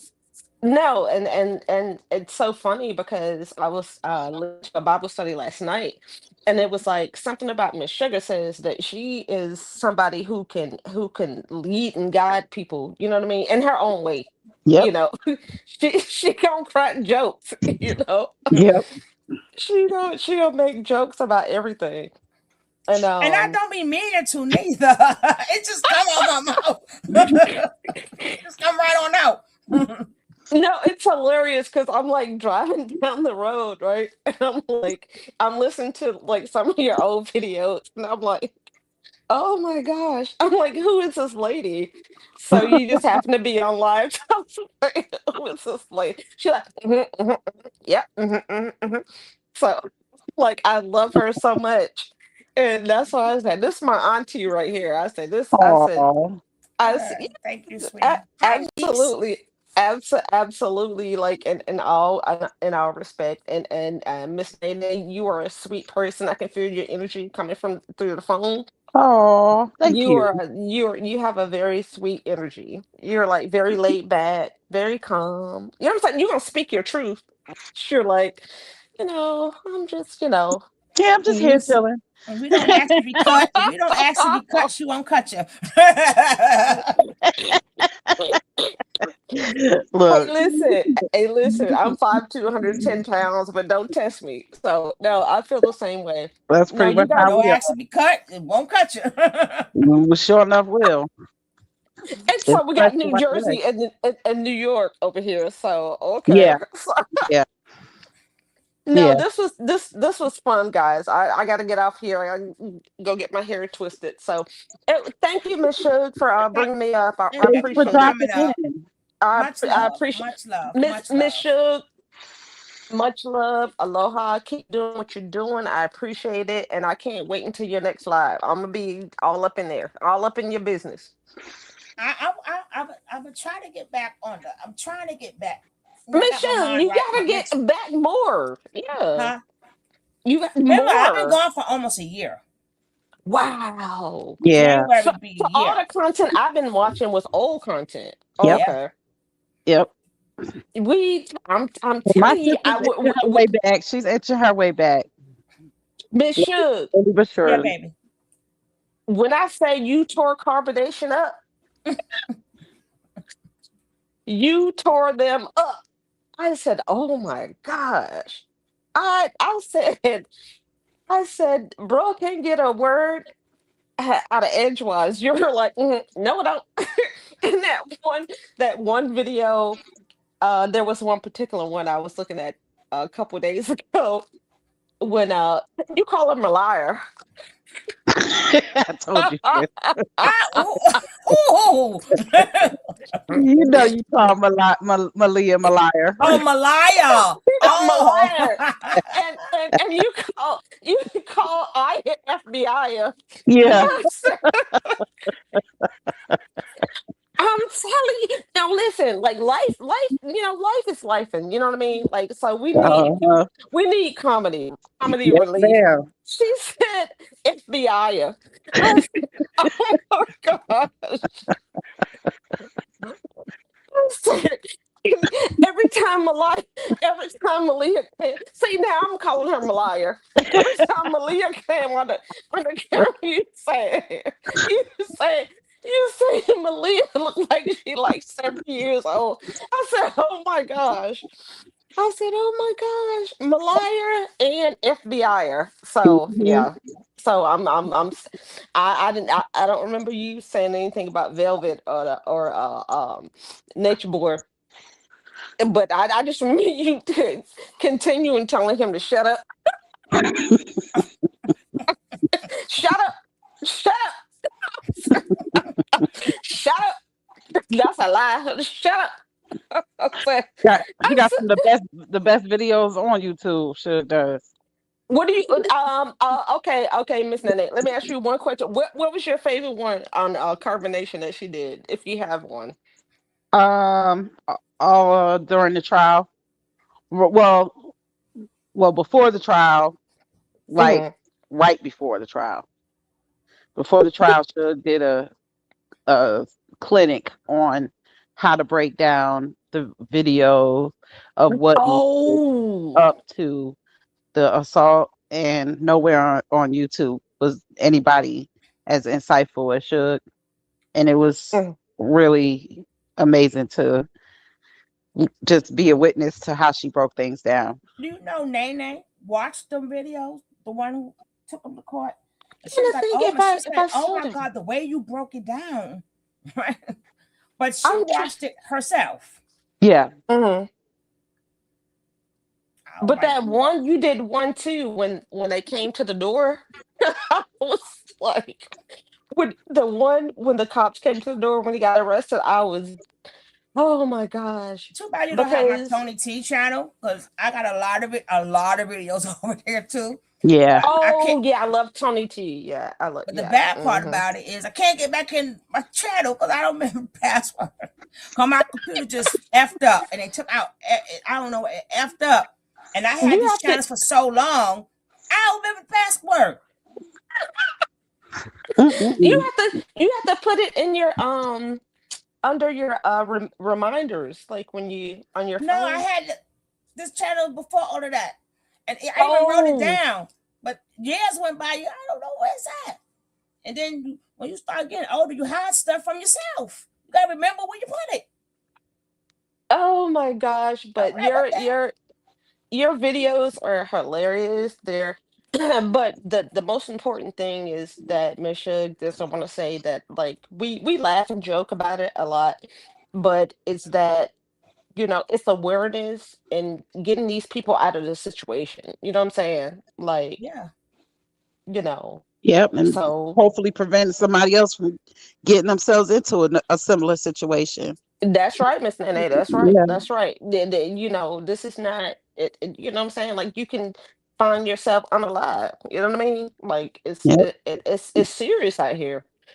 So I just appreciate you guys. I appreciate the channel holders. I appreciate you guys. Thank you for the laughs. Oh my gosh, you guys are hilarious. Welcome, darling. You guys are hilarious. All right, guys. Have a great night. You guys have a good night. You too. All right, darling. Thank you. All right. So, do you feel, sis, that Pan-Africanism benefits us? Oh no, it did for the short period of time when we first got on the wave because it gave us a sense of pride. But as of today, no. No, I'm talking about us, like as a people. I'm not talking about the pride, but as a people, because we benefit them, right? Remember, we put money in their stores. Right. They're not gonna come to us to get their hair done. We went to them to get ours done. Exactly. We support every culture but ours. But ours. Yeah. We support every culture. Every culture we support. Yeah. Yeah, no, to me, Pan-Africanism, first of all, you got to look at who you have representing Pan-Africanism. Exactly. Because my thing is this. I have nothing against them. Because like I said, we don't know. And some of us did come off that slave ship. So we can't deny that we have that ancestry. Right. And we can't deny that. We also can't deny the people that was here already. Right. We can't deny that. Absolutely. A lot of things could be true at the same time. At the same time, yes. And we all have African friends. And we got friends from each nation too. Absolutely. So this is never about hatred or anything. No. It would be more about we got more to so just acknowledging what it is. No, right. But we can't take away from the fact we got unfinished business here. Absolutely. We got unfinished business from our forefathers. Yes, ma'am. So we have to take care of that too. Absolutely. So if it is reparations, we got to take care of that. Absolutely. Why people acting like we ain't got business here that we got to take care of? First of all, I think if people may not even be fully aware of the state of the continent of Africa, how many of the countries in Africa are run by China and Russia and the Dutch. There's all these other influences that have nothing to do with our quote unquote motherland. So rather than being so fixated on Pan-Africanism, we ought to be concerned about what are we doing in the here and now for both our current generation and the generations to come. What are we going to do to make right the things that have come before us? If it can be made right, if it even can be. First of all, we knew for a fact it wasn't a connection that we wanted. Because remember, they told us we can go back, right? Exactly. Way in the beginning. You're exactly right. And the feeling that they have, why we don't have it? Why we don't feel like back then our forefathers like, now we built this ish. I ain't going nowhere. Like they understood like a lot of things. That's when you go back into your history. That's the purpose of going back to your history, to see what they've done, what we ain't gonna do, where they messed up at, and how can we pick up the torch. Exactly. But you got to go backwards to see, did they pick up when they had the torch? What did they do with the torch? So we know to either do that or don't do that. Exactly. But they understood that all the things we fought for here. Right? So it's nothing to do with hatred for anybody. I don't know why people think it's hatred. It's not. We just got unfinished business here. We owe that to the people who made that 14th, 15th, 16th Amendment. We owe that to them. Absolutely. Well, it doesn't have to be an either or. It's not like because I don't want to represent Pan-Africanism, I have a hatred or dislike even of these people. No, it's not an either or. It's this and that. You know what I mean? Like they have their issues there, and here's our issues here. So we're going to address our issues that are right here. And that's what we have to do. We have to move forward because you hear like a lot of people, you'll hear them say like, oh, with the E5, this, that. All that is sweet. What that got to do with our reparations, right? Right. What that got to do with our reparations? Not a thing. What that's going to do? Not you enough. got people trying to steal our money. You got all these people from different islands and countries saying what, representing us, who's sticking us in the back, telling them why we don't deserve it. Yep. I mean, that's what you choose to worship. But that is fine. But what that got to do with reparations? Let me ask you a question. Now, I want you to be like really think about it. You think in our lifetime, we as a people will see reparations from this country? I don't know. I mean, how likely do you think it is? I don't know, but being that it's buzzing back. So I don't know. I don't know. Hopefully, even if we don't see it in our lifetime, we got that battery running now. I don't see anything wrong with fighting for it.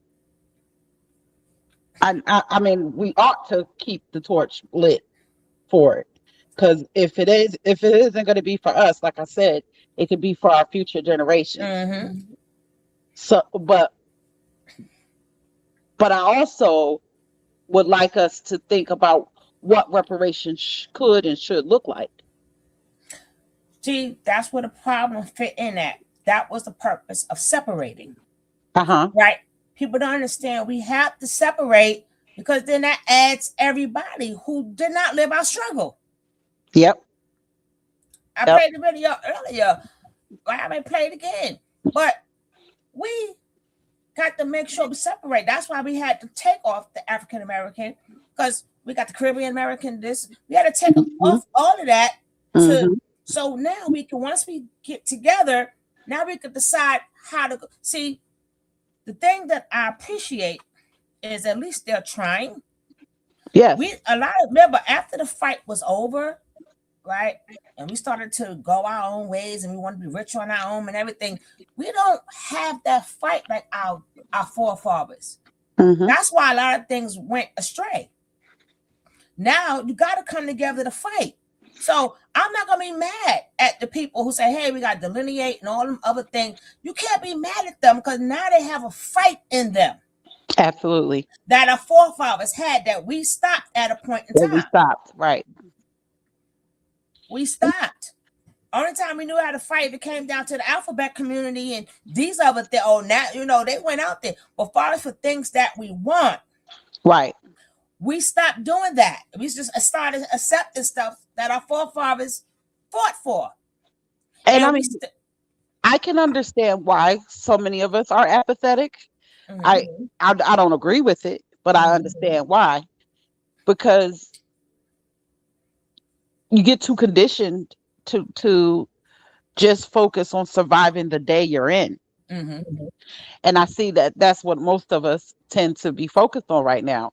It's just getting through the day we're in. We're not thinking beyond our daily living. And picking up this torch and picking up this fight requires thinking about, like I said, generationally. Well, who will benefit from this when I'm no longer here? Because it may not be in my lifetime. We may just be the ones to plant the seeds. Right. And that's what I'm liking this now, because I see that brought that spark back. Yes. Remember, everything we had, they burnt down and took away. Yep. Right. But every other person, look at the people in Minnesota and Ohio, all different, they all have communities. That's for them. Yes. We have communities that's for us, but unfortunately it's called the project. And it's not. But you have to remember, certain places you still was mixed with everybody. Right. True. See, but a project is just buildings in an area. But out of the outer skirts, you still have cocaine. They got their whole towns for themselves. Yes. Yes.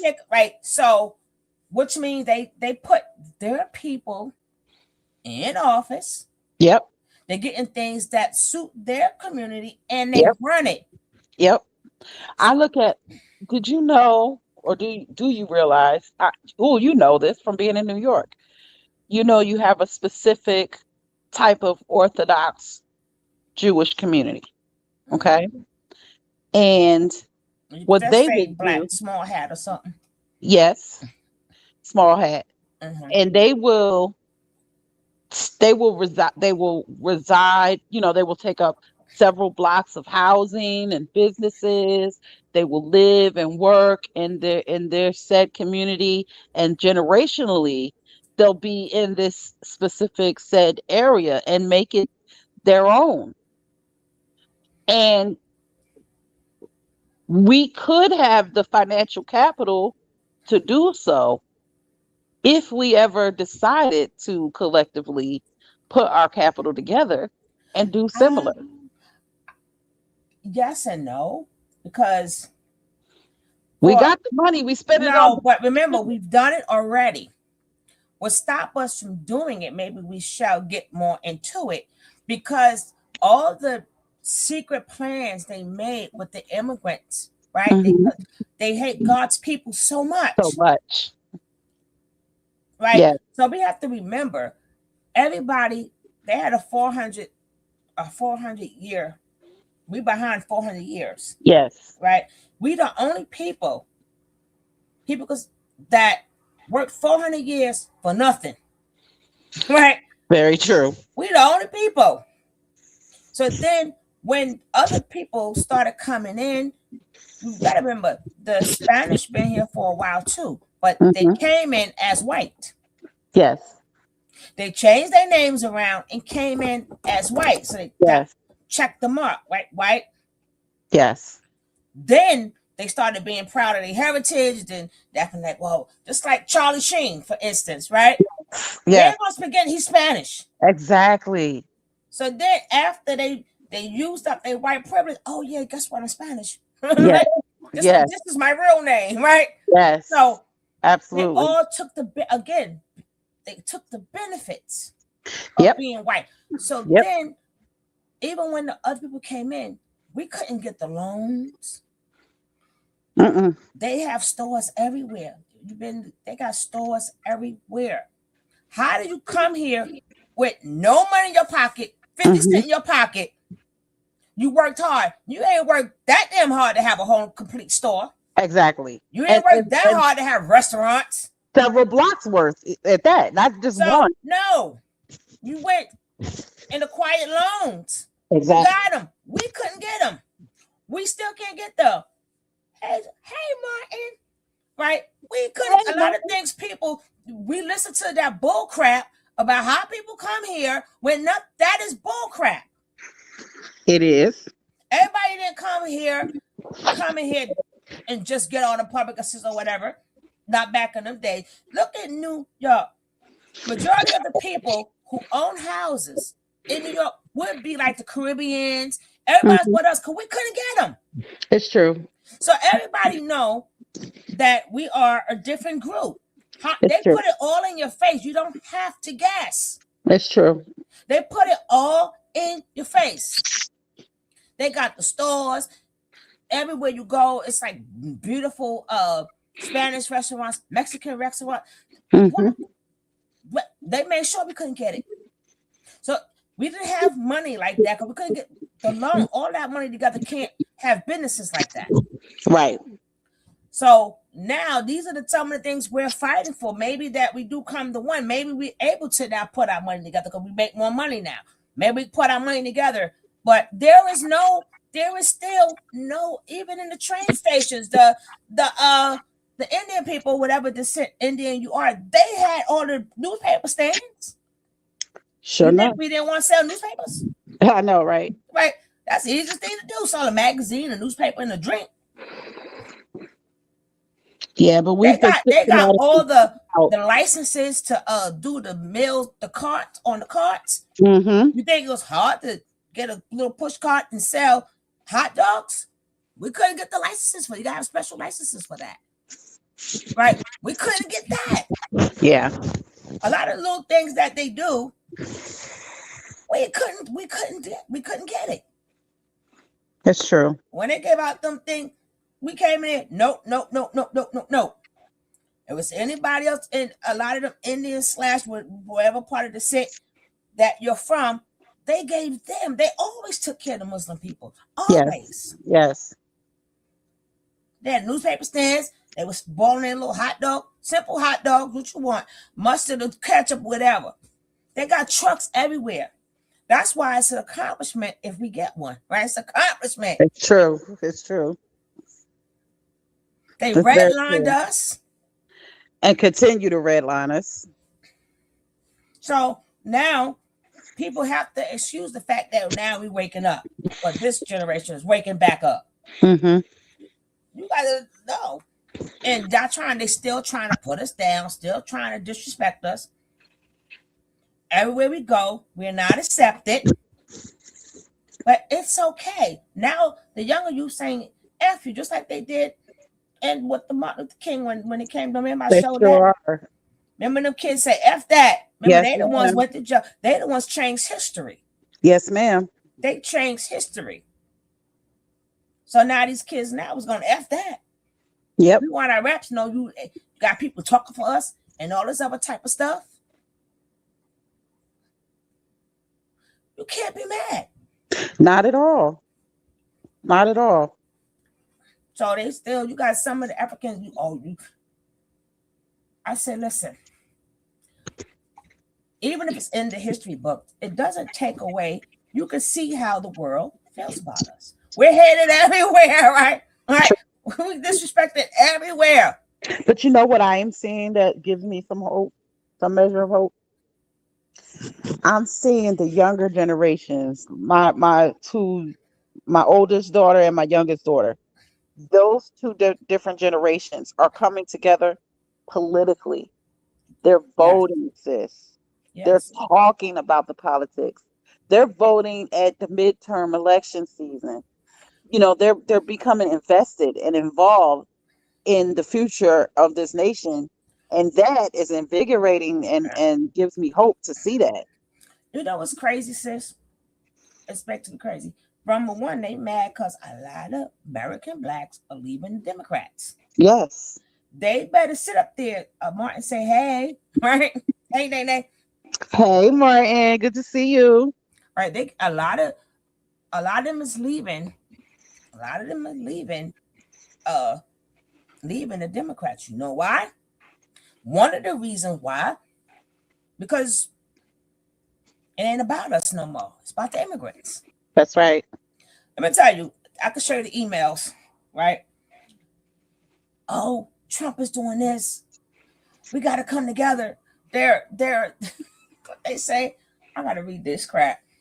What do they say? They abducting people, something like that. They said, excuse me, what they got to do with us? Like, you ain't said nothing about us before. They said, worry about the black vote. They ain't worried about the black vote no more. So now the black folks leaving them. Yep. Everything's about the immigration. Of course, you know why they don't care? Because they figure about the immigration. If all of them immigrations come together, they outbe us. Yes. So that's what's giving them power. Yes. So now black Americans saying, you know what? Let me cross on over then. Yes. Cross over. Even when and then again, why are they in the conversation about our reparations? I'll probably show that tomorrow. Because a lot of videos, I don't know where they went, but they're gone, right? Oh my, they're gone. Oh man. Yeah, but I was like, that's why you better watch it, because a lot of people crossing over, just like that lady in Texas, right? Mm-hmm. She's a black again, and then she sits there and say, yeah, we're gonna save the immigrants. Again, they're always showing us all the time, you are separate. You are separate. Yes. That's how I know it's biblical. Yep. That's how I knew it's biblical. What did the Bible say? We are a peculiar people. I think biblically, it's just what I think. It doesn't make it true, right? But I think from all the sinning that we did, all the things we did, I think God had to put his people back, because even in Deuteronomy, right? He had to put us back to sleep. Yeah. So now we will find him. Yeah. Right now, if you want me, you come find me. Like that. Huh? I can understand you thinking like that, for real. Because he had to, we went through there. It's like he took everything from us, right? By having us say you will know your land no more. Right? Yep. That happened. You will not know your land no more. You want to get on them ships, and nobody gonna want you. All that. If that's not true, why are we in the same predicament as Deuteronomy 24? I would like to know why is that us? You make a great point. Right. So I think he had to put us back to sleep. Yeah. To let us know how we feel without him. For us to come back. That's deep. If you're going biblical wise, you can say other things. Again, what you subscribe to, you're heavenly informed what you subscribe to. That's right.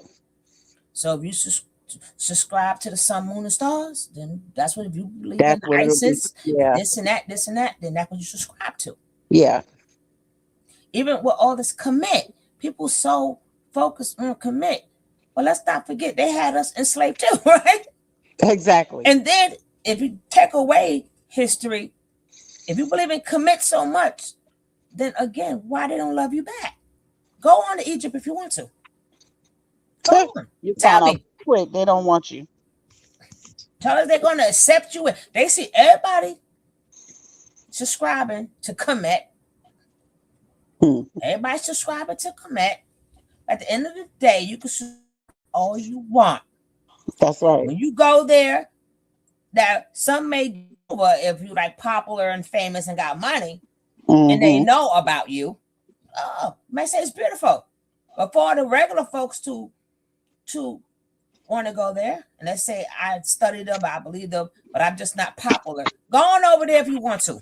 Right. Tell me how they treat you. They're gonna ghost the prices. You got to pay extra for everything. Everything. You're gonna be tricked. But these are the same people you subscribe to. You know their history back and forth and back. And you still can't go there and be loved. It's a fact. So I'm not wasting my time going through the whole damn commit. I can't go there right now. What knowledge? Why waste my brain cells on the phone? I know some things about it. Right. I'm not giving all my brain cells to it. No, ma'am. We're not doing that. We keep giving our brain cells to stuff that don't like you, don't love you, don't want you. It doesn't serve us at all. Exactly. Nobody greet us with open arms. Nobody saying we won and we commit. No, they let you know. We probably was commit. Well, some was for commit. Some was not us, but remember, commit used to be black because Egypt is in that area also. Yes. So this go to show you that ancestry don't tell you everything. It's whatever's in the system. Exactly. When they were black, why don't none of our blood come out from commit? We were there too. True. Certain places, they're not letting us in their bloodline. Oh, they don't want nothing to do with us in their bloodline. So why people who believe in it so much, if you take one of them deer, it'll say East Africa, it'll say everything around Egypt, but you will not have no Egyptian blood in you. I'm still trying to figure that out. Why are certain people beholding themselves to the jewelry, the makeup, the aesthetics to say I am Egyptian? It's like, girl, your family from Cleveland. They want to convince us to study it. I don't have to. We don't have to do nothing as human beings, period. Right. At the end of the day, you are individual. Yes. And when it comes down to culture, language, and everything else, every couple of years, like every couple of generations, things do change. Right? Things do change. Mm-hmm. So things change all the time. So we can't be like, we're going so far back, but things evolve. Things, it's like somebody was like, I think on today's channel, talking about the sun, the moon. These are the things that people chose to pray to. These are ideology. Yes. And they talk about how the moon was made. No, that's what you study. That's what you study. Right. So, of course, you'll talk about Haru, this. What? I'd be like, oh my goodness. Again, you can do what you want to do. Right. But look, just because that's what you want to do, don't mean I got to sit here and keep indulging it.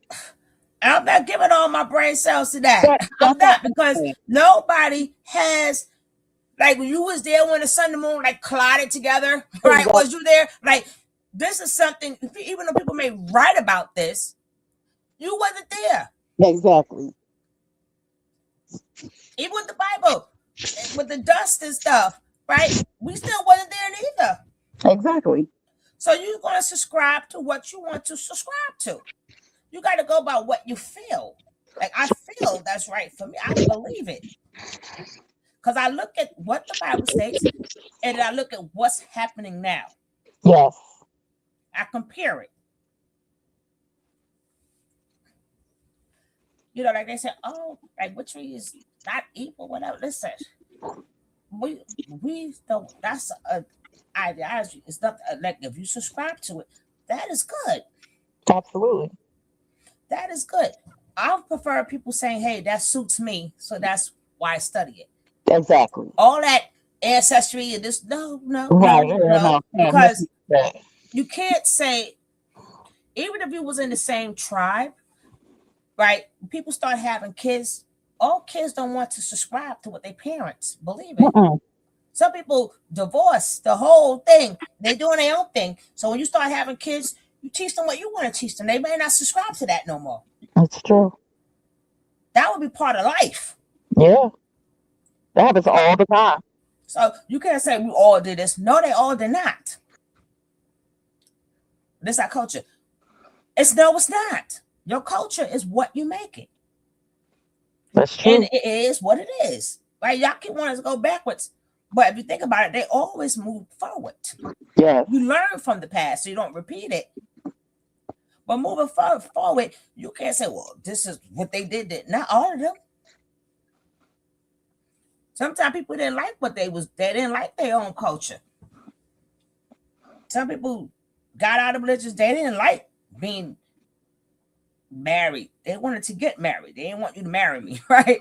I didn't want you, so they got out of that. Right.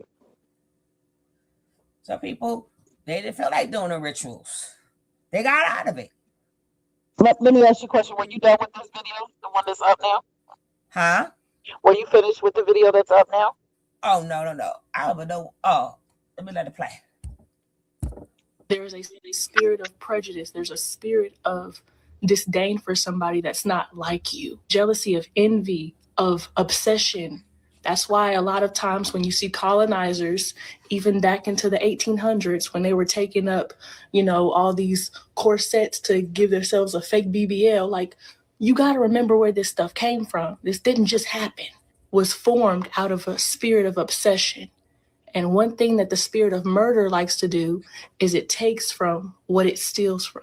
So, for example, whenever prey attacked by a predator, a lot of times, it don't just kill the animal and discard it. It kills to eat. So there's something that is a basic need involved in this obsession that you might have. And so I need you to get it together. If you find yourself in a situation where you have a disdain for people of a specific race, of a culture, of a country, of a nation, you have to remember that this is going back to the biblical days. Do you know the only reason that Moses' sister was dealt with the way she was in the Bible was because she was prejudiced against her sister-in-law because she was dark-skinned?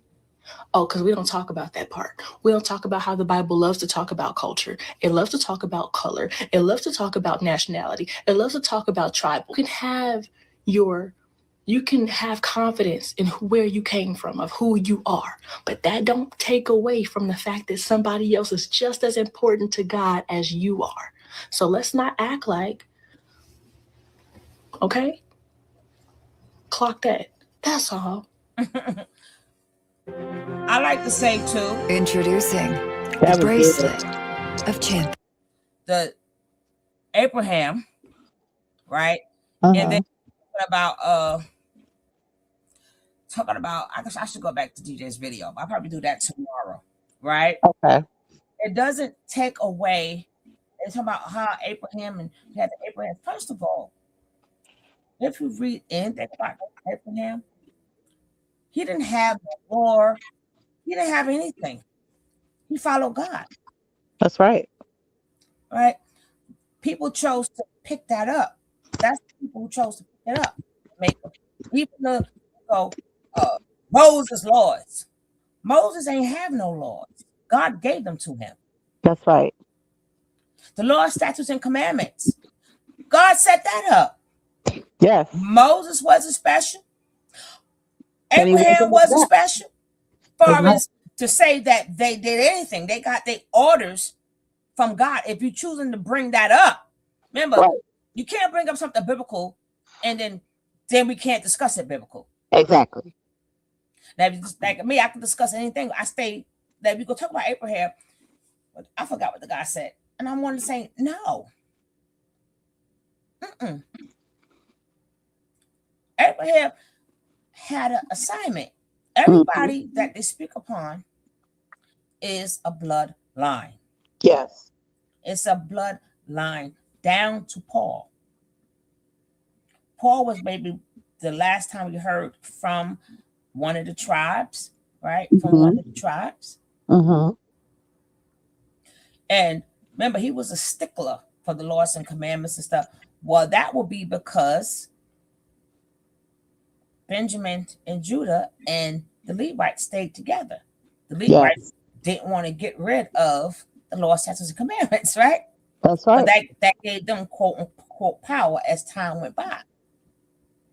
They thought they could just whipping everybody to do right.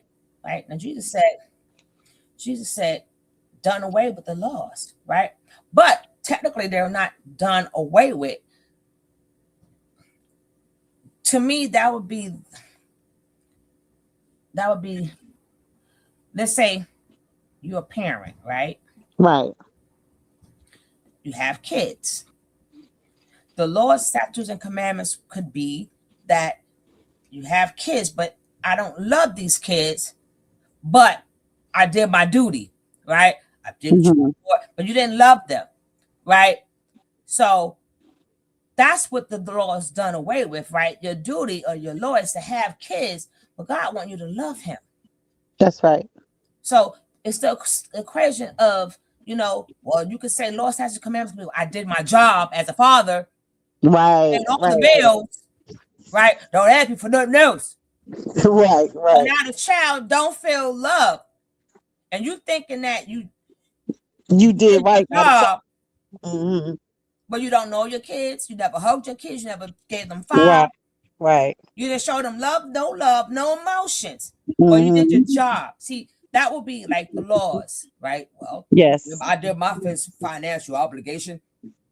No, you're supposed to love your kids. That would be the done away with the laws part. No, you got to love me. You still supposed to do that. I want you to do it out of love. Absolutely. Not because you obligated to do it. Yes. You obligated to take care of these kids. Yeah, that would be his law, statutes, commandments. But the kids need love. Point. That's a great point. Because that's what God wants from us. Right. Above all. Can you make kids? Yes. Can you take care of them? Yes. But do you love them? Just like Brian McKnight. First thing he go is, well, I did my obligations. Like how many times you hear say, I pay my child support? That's not enough. At all. Your kids need to be loved. So I try to give it the best way possible where, yes, it does exist, the law said, but if there's no love in it, it's like you didn't do it at all. Exactly. Like you didn't adhere to it at all. So you obligated as a parent, but do you love them? You can't just go away and send money, think you did your job. Because that's why the kids come out all messed up. That's right. So to cover yourself, you figure you ain't do nothing wrong. I pay for everything. But in the long run, your kids is messed up, right? Exactly. So does the laws exist? Yes. They still in full force. But is the love there? That's when Jesus came in and said, hey, you got to add some love here. That's right. You got to make it all about love. That's right. Because when you make it all about love with your kids, they don't care if they don't care nothing about your obligation. They'll rather you give them love than give them all these other things. That's right. See, that's what's missing. So you said I believe in the Bible. Everything that Jesus was promoting, what he was promoting, if you can't agree with that, I can't tell. Go do you. Do whatever you want to do. Because as you read it more, it teaches you how to treat people. And he's also teach you how to not get caught up. Don't listen to lies. Like it teach you how to protect yourself. That's why we get played on a lot. I mean, he told you don't listen to all of them. That's why they ask for discernment. Yes, ma'am. And listen to that discernment. Then he teach you, thank you, baby. Then he teach you how, when we go, we taught us so much. Well, love thy enemy, right? It's not because he wants you to get it off your chest, right? Because it sticks with you. Then you become bitter. Then your mind stays on that to the point that you really can't even live your life because a lot of people get heart attacks and stuff. If you forgive them and let it go, that frees you up. He kicked a lot of game. If you go by the game that he was kicking, all that is for the individual, right? He's trying to teach you how to be happy. He's trying to teach you how to find peace, right? Teach you how to love. That's right. The right way. and also how to protect yourself from this evil world, from this world that's out here. As the Bible says, guard your heart. Right. So again, whatever you subscribe to is not wrong either, because you subscribe to it, right? That's on you. Exactly. So of course you're gonna know everything about it. Well, the people who subscribe biblically, because that's what we want to subscribe to, so we're gonna know all about it. Like, dude, a lot of these other religions, they teach you how to love. They teach you real love. That's a great point. That is a great point. Even you doing worship, right? That's another gift from God, to do worship. Because when he said worship, he wants you to sing for him and everything, right? You can't be mad at that, because when you worshiping, you ain't got no trouble in the world. That time, it releases something in you that you feel really good.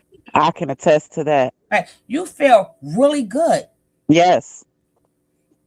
So whatever problems you have, when you're worshiping, you don't have them problems.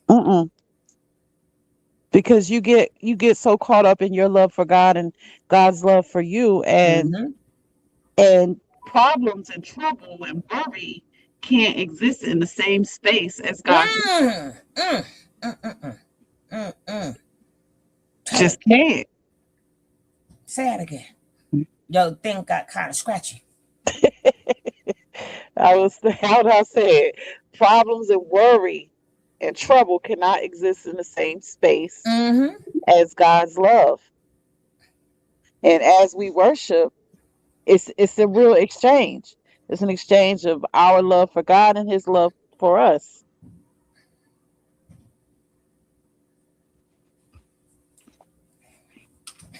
I'm a firm believer in that, worshiping and praising my way through my troubles. Yeah. Yeah. And when I do, it's not to say that they go away forever. Poof, it's gone like Puff the Magic Dragon. But for that moment, and for most of us, we just need to get through those moments of life that are weighing us down, that are keeping us from being able to move in the right ways, and to be able to ask for peace and ask for discernment and receive peace and receive discernment. You just need to be able to get through the moment where you're overwhelmed with, whatever negative feelings you're having. And the best way to do that is to worship and praise your way through. Exactly. Like I was telling you the other day, this is how you know. This is how you know God's bloodline, right? Who he chose to be his bloodline. Because even in the churches, right? Remember, a lot of them subscribed. They get from mega church on, they subscribe to keep certain stuff from us. You'll always hear them study Adam and Eve. They don't talk about Seth. Why is that? Right. Why have no church ever mentioned Seth? Don't tell them. It's a great question. They gonna be like, who's Seth? Y'all go look it up. Y'all go look it up. Y'all look it up. So when you go to that Bible, you start seeing who Seth is. Yes. Well, why is he not talked about? We hear about a lot of different people. Why don't we hear about him? It's a great question. A whole group of people will be knocked out. Was it for Seth? Got that right. You got that right. Then they go, well, the Bible have a lot of inconsistencies because these are different books. They in different times. They're on different land. It progresses. People got to remember 100 years passed. By the time you got to certain people, maybe 500 years passed. It's a time zone in there. If you read it, you will see what time zone they're in. You got people that was there from the beginning. Then they went here, they went there, right? So even when it comes down to it was different stories because they told people's my experience with Jesus, your experience with Jesus. Yes. Right. So of course it's going to sound different because it's different people writing their books. Right. And people have to remember, it's like, this is not the day and age of copy machines and yes, email. That's what I said. They didn't have all that. So the time it took to write one letter, for instance, and get that letter distributed amongst the people, we're talking, and then have it replicated, we're talking hundreds of years, fam. And then a lot of things, because they were strolls, even when I forgot who it was, which king it was. And remember, they hid the strolls, he found the strolls, right? Yes. We don't know at what point in time, like, did they find everything? Exactly. So they're going to recall it from the strolls that they have, Mm-hmm. or when it's in the beginning state, it was a good word of mouth. Right. Because hey, this is, they didn't need all that. But as it the stuff start going. But again, these are different books. Right. So of course, that's not true. It is for them, right? That's their experience, right? Exactly. They say the same thing over and over. Because we didn't get it. Each one is telling their experiences and what God told them. God never changed. So of course it's going to be redundant. Because each group, each generation, he got to school them and he got to spank them. That's right. He got to spank them. And why is that? Because of disobedience. Exactly. His rules doesn't change, but he got to be redundant because these are our new generations. So different people come into the generations.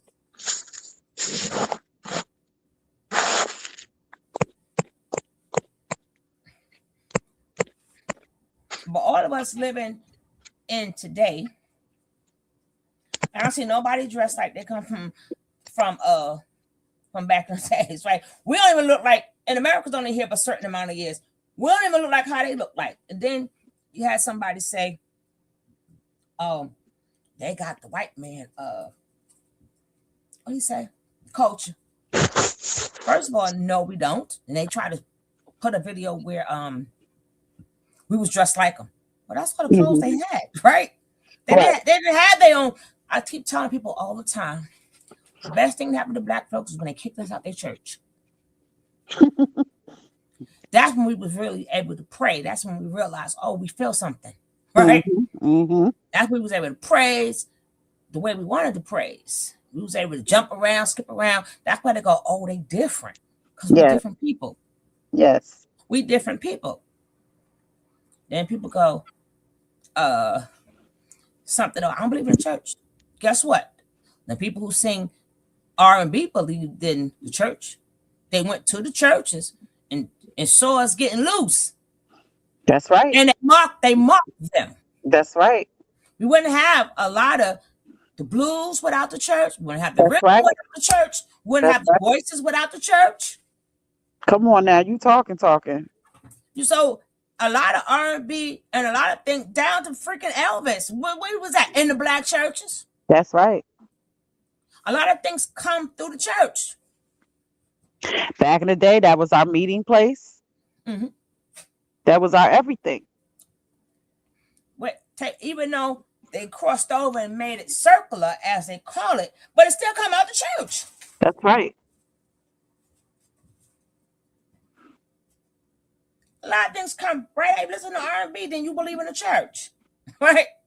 Because it comes out the church. Listen to jazz, man. You don't have to believe in the church, but it comes out the church. That's right. A lot of different genres come out of the church. She can sing, it come out the church. Then we know how to hold that note. Now throw that back and sing. Come out the church. Because they changed it and put the word circular there. But we want to go back in history. You like history so much, then you like history, then you got to realize that come out the church. So you're still connected to the church, whether you like it or not. One way or the other. Yes. one way or the other. All the main heavy hitters back in the days, they crossed over, but a lot of their songs that come out the church. Ray Charles come out the church. He's All the the main black artists come out the church. Mm-hmm. And they became secular.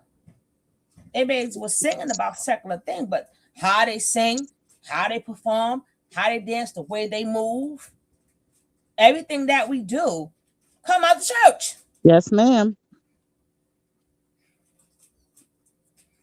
When we sit back throwing them love songs down, come out the church. I tell you, nothing like praise and worship, baby. Ain't nothing like it. Ain't nothing like it. She says, John 16:33. Right? Even John, right? When they tried to get him to go against Jesus, right? That one says, I have told you these things so that in me you may have peace. In this world you will have trouble, but take heart. I have overcome the world. That was perfect. That Yep. was perfect. But even with John, like I said, they trying to get him to go against Jesus. And he's like, are you crazy? Right? Me to go against God's son? Right? I think y'all better follow him too. I did my job, right? They were like, yo, all the people going over there. That's where they supposed to go. That's what You they can said. exist at the same time. Exactly. They always use the big guy. No, I wasn't. Don't I'm doing this for the Lord. Y'all supposed to be over there. That's right. But here you got people trying to start something. You want to be starting something, got to be starting something. Here they go trying to start something. Trying to start something.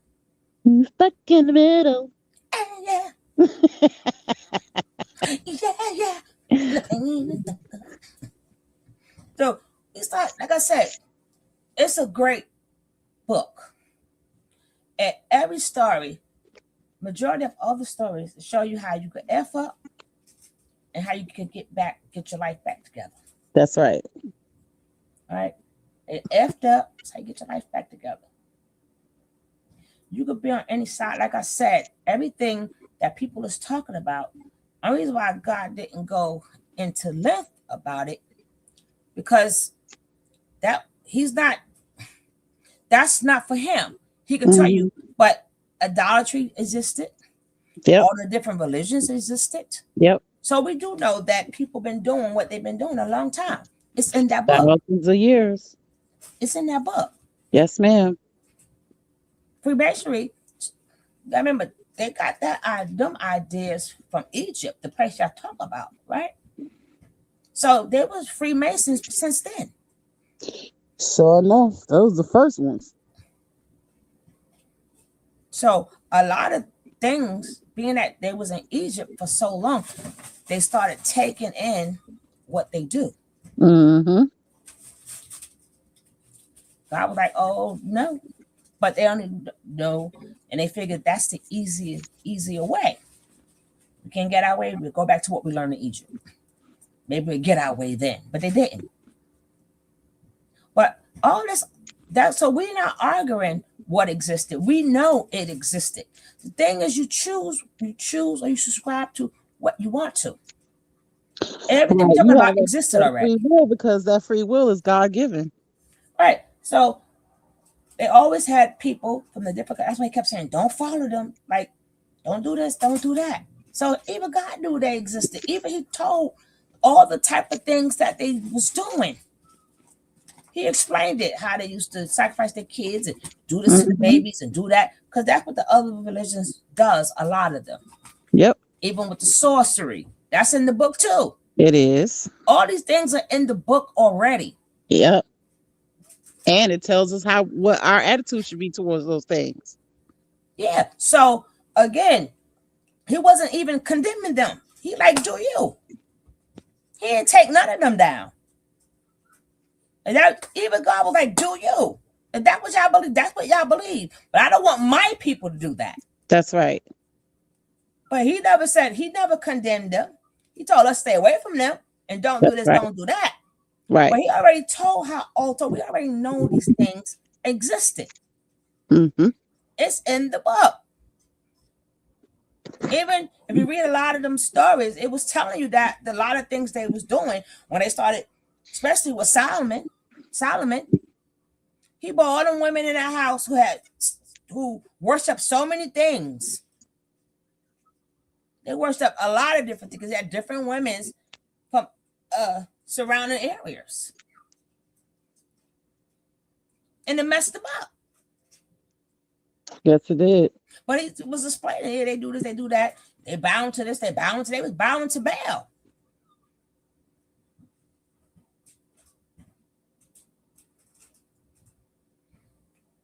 Again, that means you can do it. I ain't gonna do nothing to you if you do it, because he ain't do nothing to them. He let them live their life. So why do they come for us? We live in ours too, right? We made a choice. Same way, y'all gonna make choices. God said, okay, that's fine.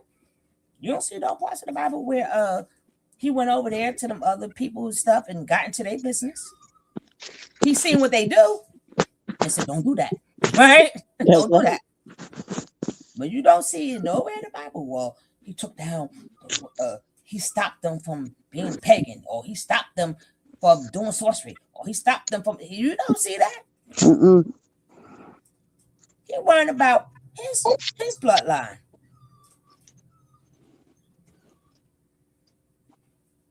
So you said you're gonna come back on tomorrow? I always say that, right? I know, right? I know. always say that. And then I don't like to come on when I have to go. I did that on my other channel, but I don't remember how to get into that. Need the truth. I have another channel just for that.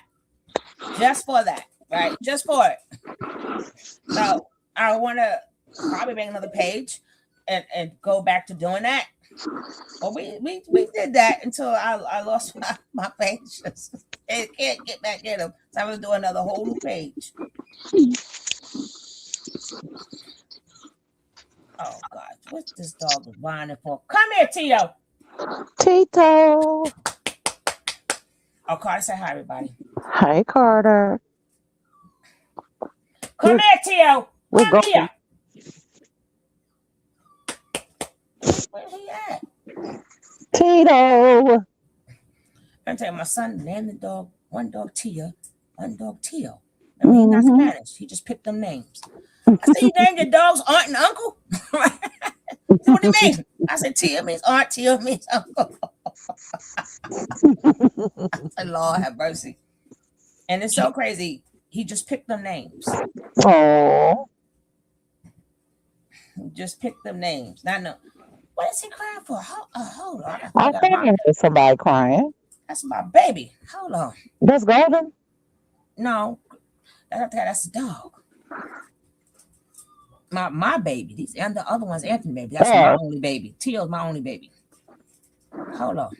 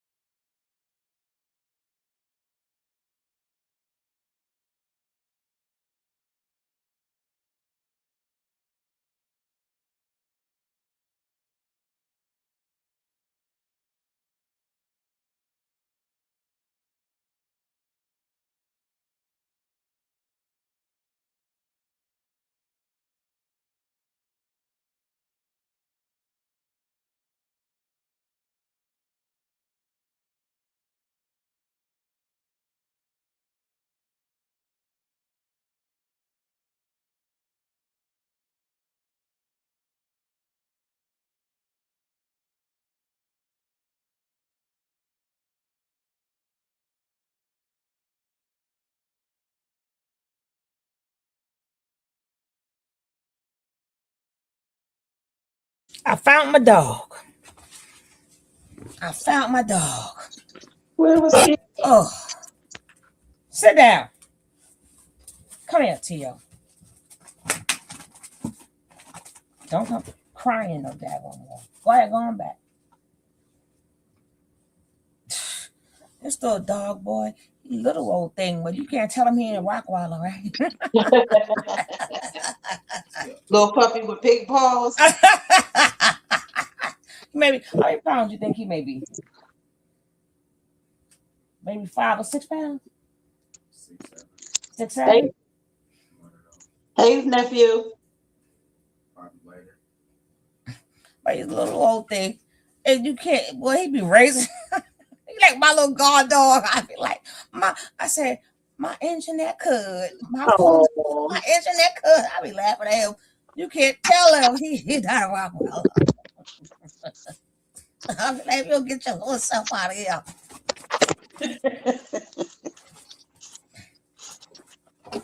I ain't see her.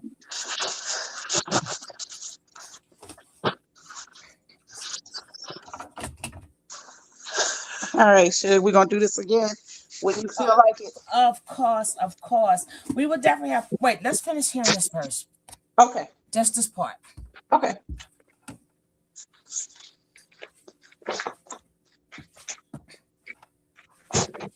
To bring every. This is your holiday reminder that shoes are a gift. And we're not just doing that because we're everyone else into worshiping our Father, because you can't make up a heart like this. Our core, our nature. We've seen him already. We're right. The whole world is against us, and we still. Why we didn't wake up one day and just blind eye. He saw that. What happened? And so he went back. Tears. Okay, here goes. Someone tried to plant doubt, delay, or distraction in your path. They thought their whispers and schemes would go unnoticed, but he who sees in secret exposed every hidden agenda. The Lord says in Isaiah 55 verse 7, let the wicked forsake their ways and the righteous their thoughts. Let them turn to the Lord and he will have mercy on them. While they plotted your downfall, God was plotting your deliverance. You didn't need to fight back because heaven already passed the verdict in your favor. There are things you didn't hear, but your spirit felt them. That uneasy feeling, that sudden distance from people you once trusted, that was God's protection, not rejection. Just like in Luke chapter 8, verse 17. For there is nothing hidden that will not be disclosed, and nothing concealed that will not be known or brought out into the open. Hallelujah. The truth they fear is this: you are chosen, and no plan formed in darkness can stop the height of God over you, over your life. Every curse spoken, every plan written, God has reversed it. They will soon realize that touching you was touching the apple of God's eye. That is why their meeting ended in tears. Not because you fought them. Now, where she's coming from is when in a biblically they said they have set up a crafty counsel against my people, right? Yeah. That's another thing that made me really get into the Bible, right? Because I tried, even though I always knew about God, always felt God, always a God-fearing person. But what made me dig in the Bible, I'm trying to figure out why everybody hate us, right? Why everybody hate us? Right. So I tried every book, but I didn't feel that this is it. Uh-huh. Until I digged in there and just started reading. Then I connected. Because growing, I couldn't figure out why are we so hated Yes. everywhere. Everywhere. Why we hate it? So I'm trying to figure. That's what another reason that made me dig in there, because our history is in there too. Yes, ma'am. So I said, you know what? This got to be the reason.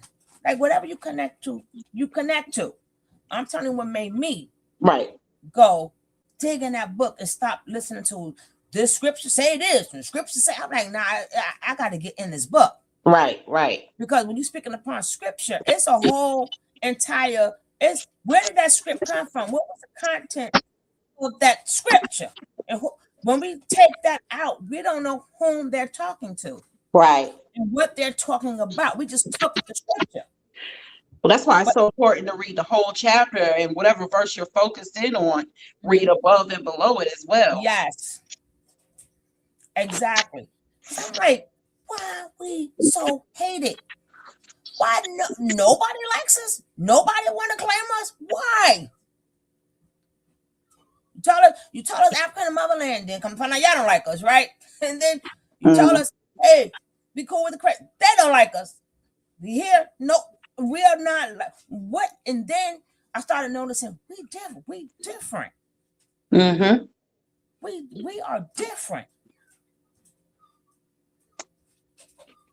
And Yes. like the other guy said, that forgiving heart come from someplace. Yes, A lot of ma'am. things we do come from someplace. Yes, ma'am. So we got to remember, God makes up his own plans, right? So a lot of things we don't know why. But even coming here, right? Number one, I feel like we had to be put to sleep again to wake back up. And the second thing we got to remember, if you're speaking upon Paul and others after Paul, because he wanted to spread the good news. Right. So that was God's way too of, hey, even biblically, other cultures and stuff, hey, as long as you follow us, come on in. Mm-hmm. Remember, he wanted his news spread it. So the Caucasians, the palm-colored people, what the heck does that mean? Palm-colored people, right? But anyway, I know what they're trying to say, right? But I'm like, shut up. But even them, they thought they could change God or whatever. They thought they could change God, they could change Jesus, and change the whole 12 tribes. Of tribes. But what you did was you still end up serving our God anyway. For the people who didn't want to serve our God, they made their own Bible. They made churches and inserted themselves in there. Yes, ma'am. They inserted themselves. But I'm like, we got But you know what I love about God? God's gonna get the glory anyway. Exactly. But remember, God wanted out of love, right? Yeah. So people who've changed it because they had to get changed to pull you in. That's why Paul said, neither Jew, neither this, neither that. Remember, he's trying to pull them in. That's the part people are forgetting. Right?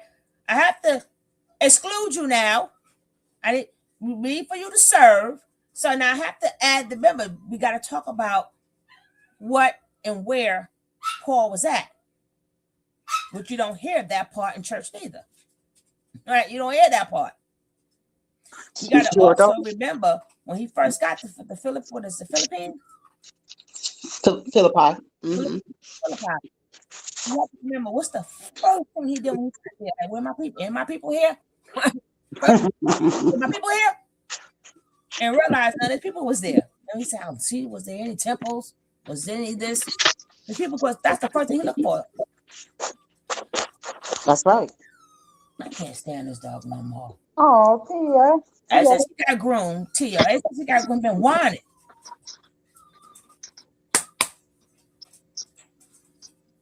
Right, so that's the first thing he did. So he didn't see that, but he knew he had a job to do. Yes. So again, when we always throw that in, you got to remember why he said that. That's Why right. he threw that in it, and who was he talking to?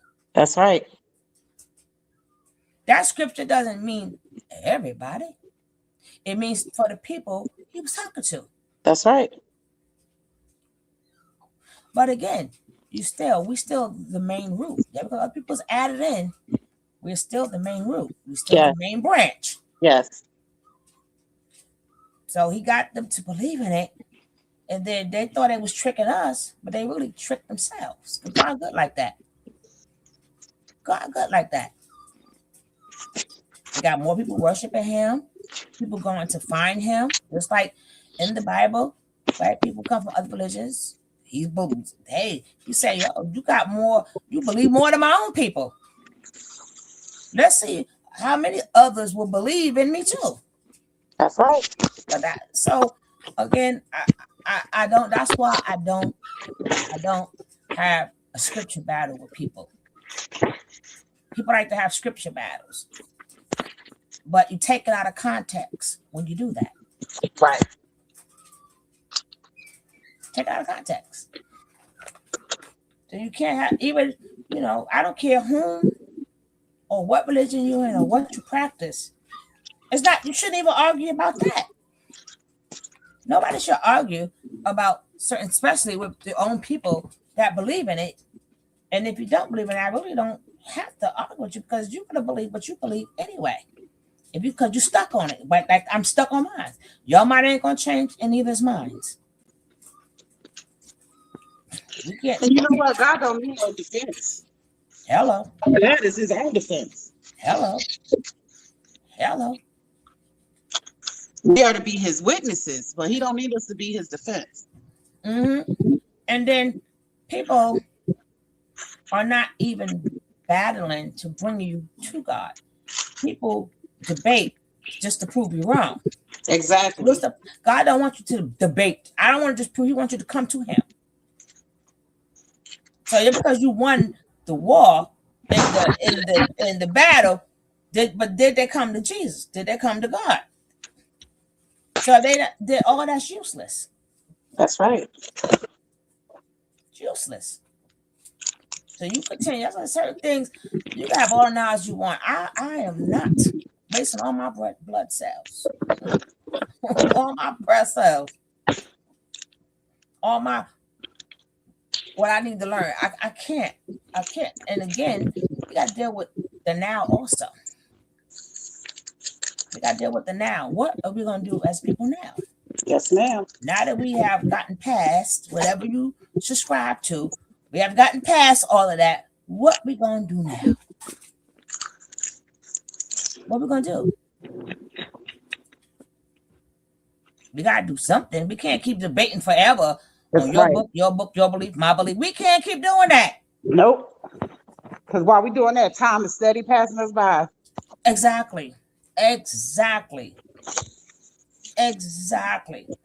why I said, again, Black Power, before I go off, I just want to bring it back to the topic.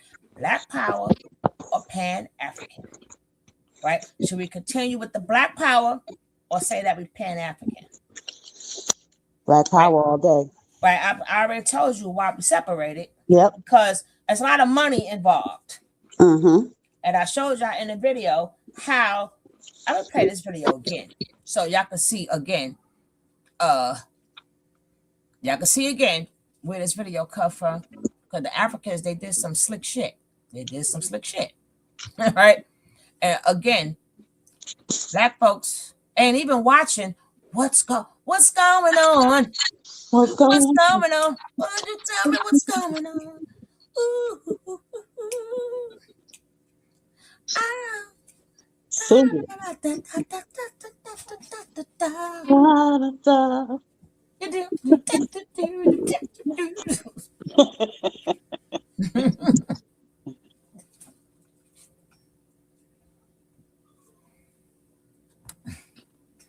Okay, let me go to my history so I can just go back over this. The purpose of this video, I'm not gonna play the whole thing because he's gonna probably stay with a copyright strike anyway. But But I made sure, like I made sure I didn't.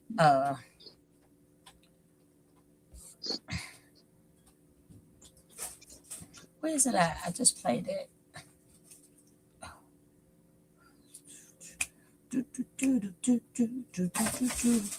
But let me just show you a bit. I'm gonna show you just up.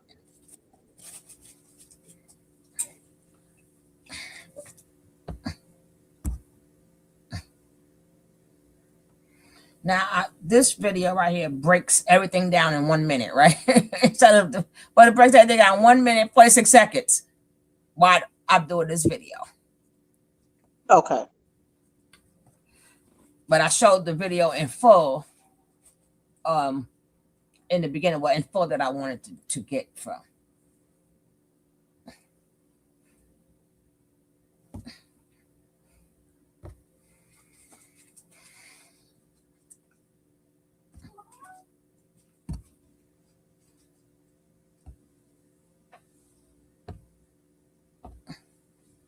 Now listen carefully.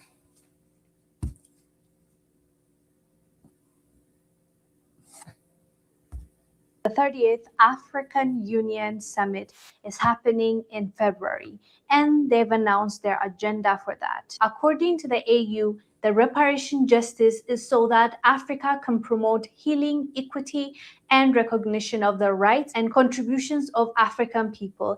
It encompasses a range of initiatives aimed at addressing historical injustice stemming from colonization, slavery, and systemic discrimination, including historical acknowledgement, financial reparations, land restitution, cultural preservation, policy reforms, international accountability, community empowerment, and continued advocacy. The summit is going to be held in Addis Ababa from February 15 to 16, and this is in the agenda.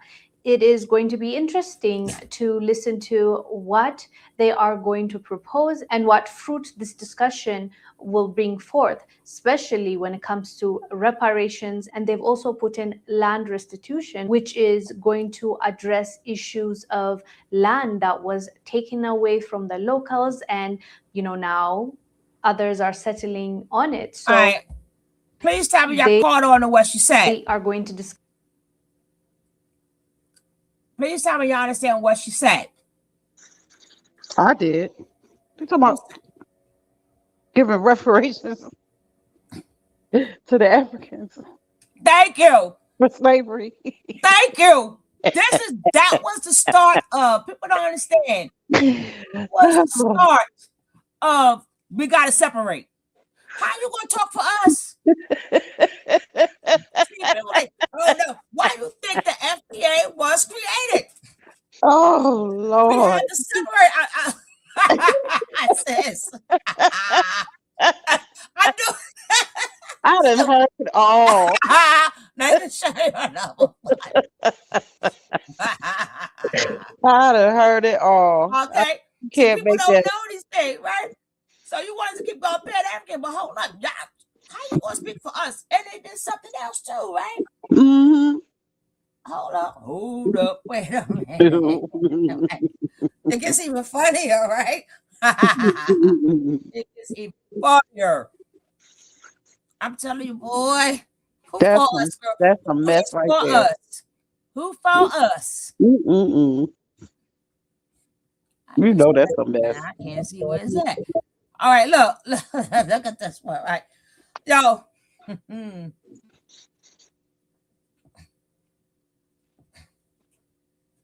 I'm like, Goonie Goo Goo.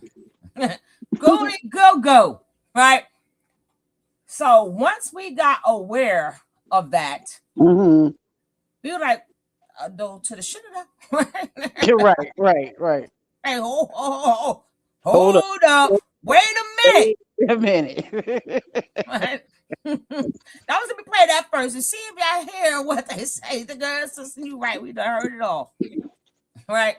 Again, this is where the FDA was like, hold up.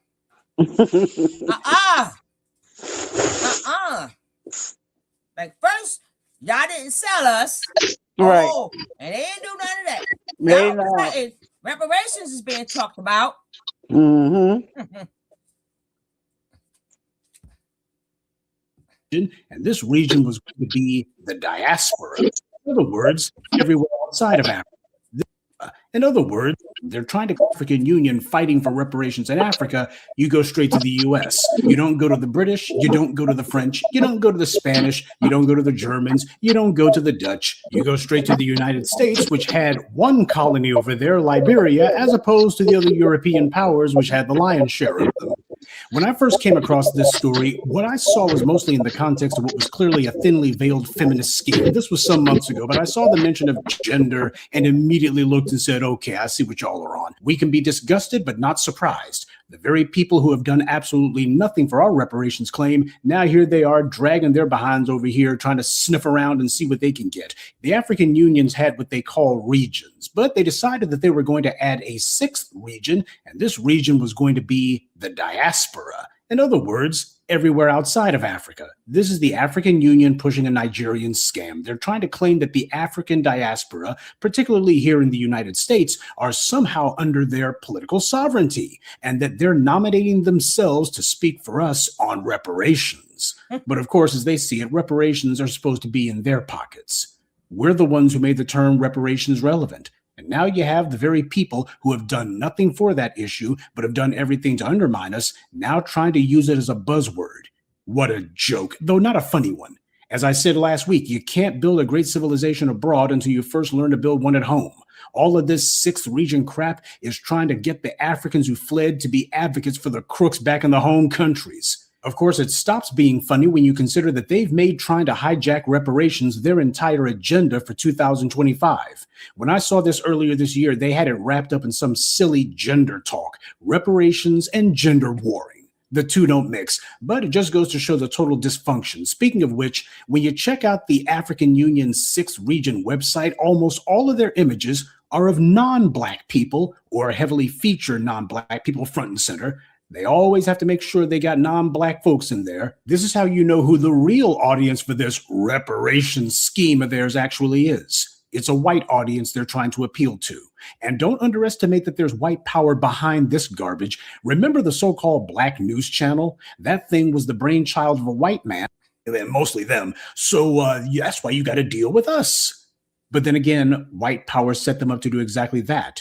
They have absolutely no authority or legitimacy to speak for us. They have no sovereignty over us. We did not ask for their help. We don't want it. And they have never offered anything. They spent over a... That's the purpose of this video, right? Again, they want our reparations, Martin. Thanks, sissy. I wanted to hear from you. Where you at, Nene? Oh, I need some closing remarks, girl. But that's the purpose of this video, right? They want our reparations. They want to talk for us, and they want the money to go through them. And we not having it. We not having it. Because once we do that, everybody who's melanated gonna want a piece of our money. So take that in consideration, right? Why did we call ourselves FBA? Right? Why? Why do they want to separate? It's a reason. It's a reason. Because them people over there, they want to claim us now. They want to claim us and then take over us, talk for us. Well, that's something we should think about. But I'm going to end this, right? Oh, we've been on too long. I'm going to end this.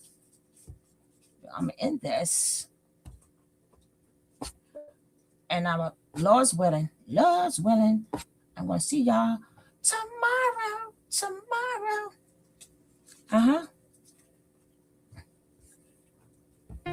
There's a lady in the land of real. There's a love that's true. Sugar love is her name, spreading sweetness too.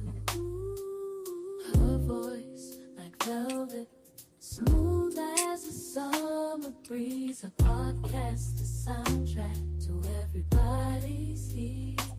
Sugar Love, she's the queen of soul. Ooh, yeah. A podcast, the place where the stories unfold. Ooh, yeah. News and entertainment with a touch so sweet. She's the heartbeat of the community's beat. She brings the news with flavor like a cup of hot tea. Uncovering stories, bringing light to what we see.